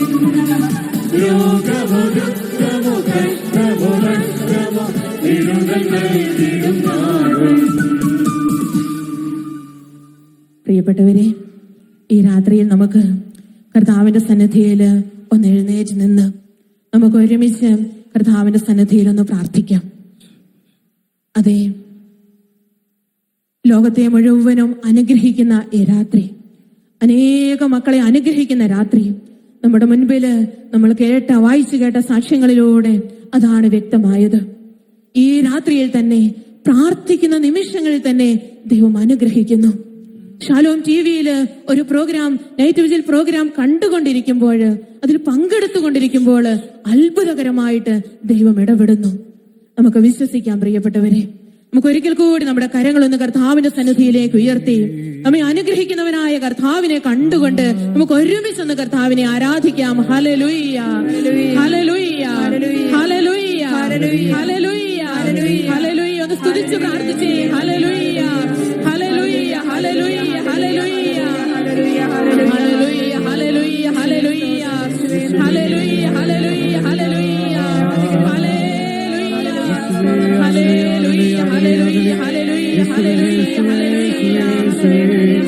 ഹല്ലേലൂയ, ഹല്ലേലൂയ, ഹല്ലേലൂയ, ഹല്ലേലൂയ. പ്രിയപ്പെട്ടവരെ, ശാലോം ശുശ്രൂഷ മുഴുവനും വലിയ സ്നേഹത്തോടെ നമ്മൾ ഒരുമിച്ച് ഈ രാത്രിയിൽ കർത്താവിന്റെ തിരുസന്നിധിയിൽ സമർപ്പിച്ച് പ്രാർത്ഥിക്കുകയാണ്. ഈ കാലഘട്ടത്തിൽ നമുക്കറിയാം, ലോകത്തിന് അനുഗ്രഹമായി, തിരുസഭയ്ക്ക് അനുഗ്രഹമായി കർത്താവ് ഉയർത്തിയ ഈ ശുശ്രൂഷ. നമുക്ക് പ്രാർത്ഥിക്കാം, നമുക്ക് സ്നേഹിക്കാം കർത്താവിന്റെ മുൻപില്. ഈ ശുശ്രൂഷയെ ഇനിയും ദൈവം കൂടുതലായിട്ട് അഭിഷേകം ചെയ്യട്ടെ. ലോകത്തെ മുഴുവനും അനുഗ്രഹിക്കുവാനായിട്ട് ദൈവം ഈ ശുശ്രൂഷയിലൂടെ വീണ്ടും വീണ്ടും അനേക അത്ഭുതങ്ങൾ ചെയ്യട്ടെ. പ്രിയപ്പെട്ടവരെ, നമ്മൾ നേരത്തെ കേട്ടു, പരിശുദ്ധനായവൻ നമ്മളെ അഭിഷേകം ചെയ്തിട്ടുണ്ട് എന്ന് നിങ്ങൾ അറിയുന്നില്ലേ? വചനം നമുക്ക് ഓർക്കാം. ദൈവം നമുക്ക് നൽകിയിരിക്കുന്ന അഭിഷേകം കർത്താവ് നമുക്ക് നൽകിയിരിക്കുന്ന അഭിഷേകം, ഈ അഭിഷേകം ഈ രാത്രിയിൽ ശാലോമിന്റെ ശുശ്രൂഷകളിലേക്ക് ഒഴുകട്ടെ. നമുക്ക് അതിനു വേണ്ടി പ്രാർത്ഥിക്കാം. നമ്മുടെ വലതുകരം ദൈവസന്നിധിയിലേക്ക് ഉയർത്തിപ്പിടിച്ചുകൊണ്ട് കർത്താവേ, ശാലോം ശുശ്രൂഷകളെ അനുഗ്രഹിക്കണമേ നമുക്ക് പ്രാർത്ഥിക്കാം. ശാലോം ശുശ്രൂഷ അനുഗ്രഹിക്കണമേ നമുക്ക് പ്രാർത്ഥിക്കാം. കേട്ടു ചൊല്ലി പ്രാർത്ഥിക്കാം. കർത്താവായ യേശുവേ, കർത്താവായ യേശുവേ, കർത്താവായ യേശുവേ, ഈ രാത്രിയിൽ ശാലോമിന്റെ എല്ലാ ശുശ്രൂഷകളെയും തിരുസന്നിധിയിൽ സമർപ്പിച്ച് ഞങ്ങൾ പ്രാർത്ഥിക്കുന്നു. ലോകത്തെ അനുഗ്രഹിക്കുന്ന അനേകരുടെ പ്രാർത്ഥനകൾക്ക് ഉത്തരം നൽകുന്ന ഈ രാത്രിയിൽ ശാലോമിന്റെ എല്ലാ ശുശ്രൂഷകളെയും അവിടുന്ന് അനുഗ്രഹിക്കണമേ. കർത്താവായ ഈശോയെ, ശാലോം നേതൃത്വത്തിനു വേണ്ടി ഞങ്ങൾ പ്രാർത്ഥിക്കുന്നു. ബെന്നി സാറിനെ അനുഗ്രഹിക്കണമേ. മാത്യു സാറിനെ അനുഗ്രഹിക്കണമേ. അവരുടെ കുടുംബങ്ങളെ അനുഗ്രഹിക്കണമേ. ശാലോമിന്റെ എല്ലാ ശുശ്രൂഷകരെയും അവരുടെ കുടുംബങ്ങളെയും അവിടുന്ന് അനുഗ്രഹിക്കണമേ. ഈ ശുശ്രൂഷയ്ക്ക് വേണ്ടി കഠിനാധ്വാനം ചെയ്യുന്ന എല്ലാ പ്രിയപ്പെട്ടവരെയും ഈ രാത്രിയിൽ അവിടുന്ന് ഓർക്കണമേ. കർത്താവായ ഈശോയെ, പ്രാർത്ഥനയിലൂടെയും സാമ്പത്തികമായും ശാലോം ശുശ്രൂഷയെ സഹായിക്കുന്ന എല്ലാ ജീവിതങ്ങൾക്ക് വേണ്ടിയും കുടുംബങ്ങൾക്ക് വേണ്ടിയും ഈ രാത്രിയിൽ ഞങ്ങൾ ഒരുമിച്ച് ഏക മനസ്സോടെ പ്രാർത്ഥിക്കുന്നു. സ്വർഗത്തിൽ നിന്നും കൃപയൊഴുക്കണമേ. കർത്താവേ, ശാലോമിന്റെ എല്ലാ ശുശ്രൂഷകരെയും തിന്മയുടെ എല്ലാ ആധിപത്യങ്ങളിൽ നിന്നും സ്വാധീനങ്ങളിൽ നിന്നും കാത്തുകൊള്ളണമേ. രക്തത്താൽ കഴുകണമേ. വിശുദ്ധീകരിക്കണമേ. ലോകത്തിന് അനുഗ്രഹമാക്കണമേ. ഉയർത്തി ഒന്ന് സ്തുതിക്കാം. ഹല്ലേലൂയ, ഹല്ലേലൂയ, ഹല്ലേലൂയ, ഹല്ലേലൂയ, ഹല്ലേലൂയ, ഹല്ലേലൂയ. യേശുവേ നന്ദി. ഹല്ലേലൂയ, ഹല്ലേലൂയ, ഹല്ലേലൂയ, ഹല്ലേലൂയ, ഹല്ലേലൂയ, ഹല്ലേലൂയ, ഹല്ലേലൂയ, ഹല്ലേലൂയ, ഹല്ലേലൂയ. സ്തുതിച്ച് പ്രാർത്ഥിച്ചേ. ഹല്ലേലൂയ, ഹല്ലേലൂയ, ഹല്ലേലൂയ, ഹല്ലേലൂയ, ഹല്ലേലൂയ, ഹല്ലേലൂയ, ഹല്ലേലൂയ, ഹല്ലേലൂയ. തിരുരക്തത്താൽ കഴുകണമേ കർത്താവേ. ശാലോം ശുശ്രൂഷകളെ കഴുകണമേ. ശക്തീകരിക്കണമേ. വിശുദ്ധീകരിക്കണമേ. ഹല്ലേലൂയ, ഹല്ലേലൂയ, ഹല്ലേലൂയ, ഹല്ലേലൂയ. യേശുവിന്റെ തിരുരക്തം ശാലോമിൽ നിറയട്ടെ.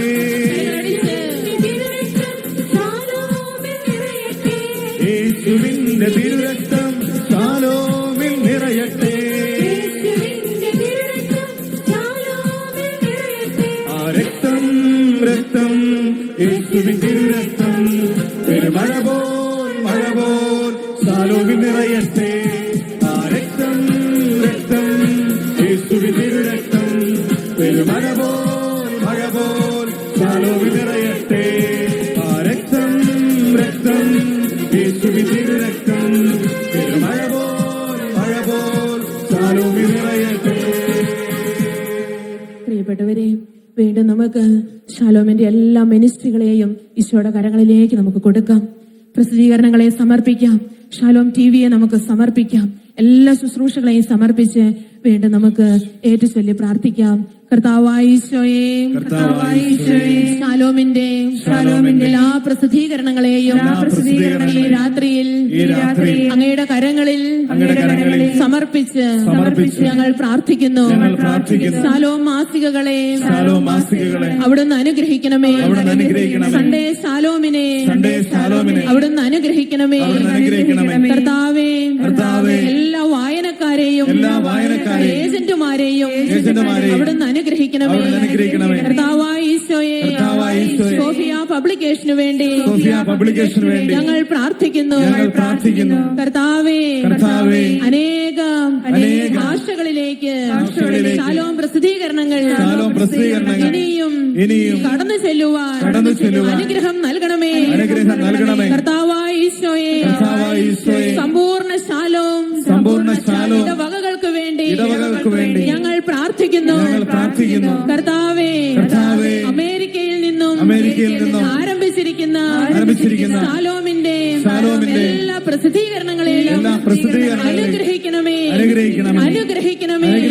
കർത്താവായ ഈശോയെ, ശാലോം ടിവിക്ക് വേണ്ടി ഞങ്ങൾ ഒരുമിച്ച് പ്രാർത്ഥിക്കുന്നു. എല്ലാ പ്രോഗ്രാമുകളെയും ഈ രാത്രിയിൽ അവിടുന്ന് അനുഗ്രഹിക്കണമേ. കർത്താവായ ഈശോയെ, ടിവിയുടെ മുൻപിലിരുന്ന് പ്രാർത്ഥിക്കുന്ന നൈറ്റ് വിജിൽ പങ്കെടുക്കുന്ന എല്ലാ പ്രേക്ഷകരെയും അവിടുന്ന് അനുഗ്രഹിക്കണമേ. കർത്താവായ ഈശോയെ,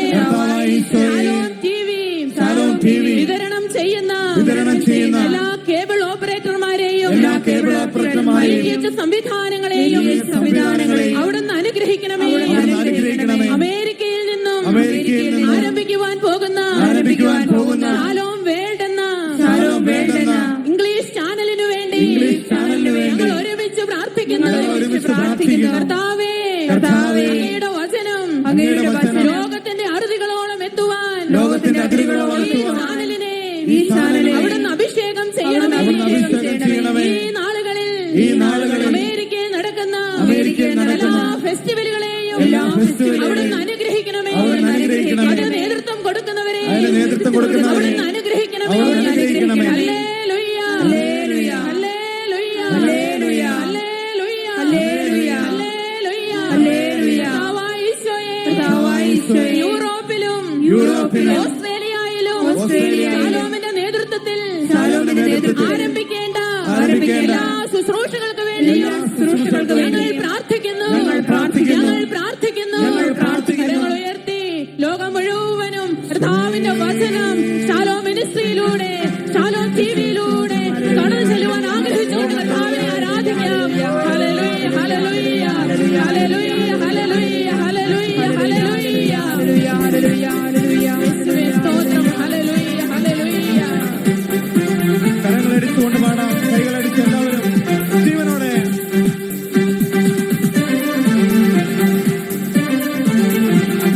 ശക്തിയോടെ കരങ്ങളടിച്ച്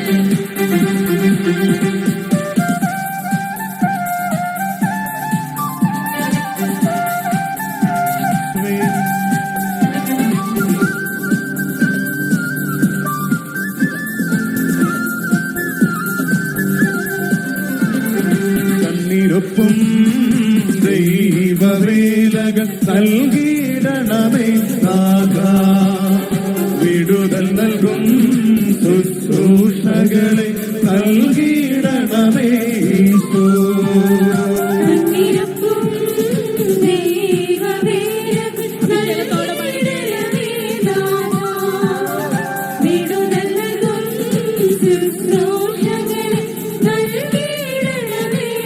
ദാഹത്തോടെ ഈശോയെ കനിയണമേ, ഈശോയെ എല്ലാ രാജ്യങ്ങളെ ഈശോയെ കനിയണമേ, ഈശോയെ എല്ലാ ഭാഷകാരുടെ ഈശോയെ കനിയണമേ, ഈശോയെ കനിയണമേ. ഒരിക്കൽ കൂടി പാടാം. ഈശോയെ കനിയണമേ, ഈശോയെ കനിയണമേ. ദൈവമായ കർത്താവിന്റെ ശക്തമായ പ്രവൃത്തികളുടെ സാക്ഷ്യമായി ഞാൻ വരും. ഞാൻ അങ്ങയുടെ മാത്രം നീതിയെ പ്രകീർത്തിക്കും. ഹല്ലേലൂയ, ഹല്ലേലൂയ, ഹല്ലേലൂയ, ഹല്ലേലൂയ, ഹല്ലേലൂയ.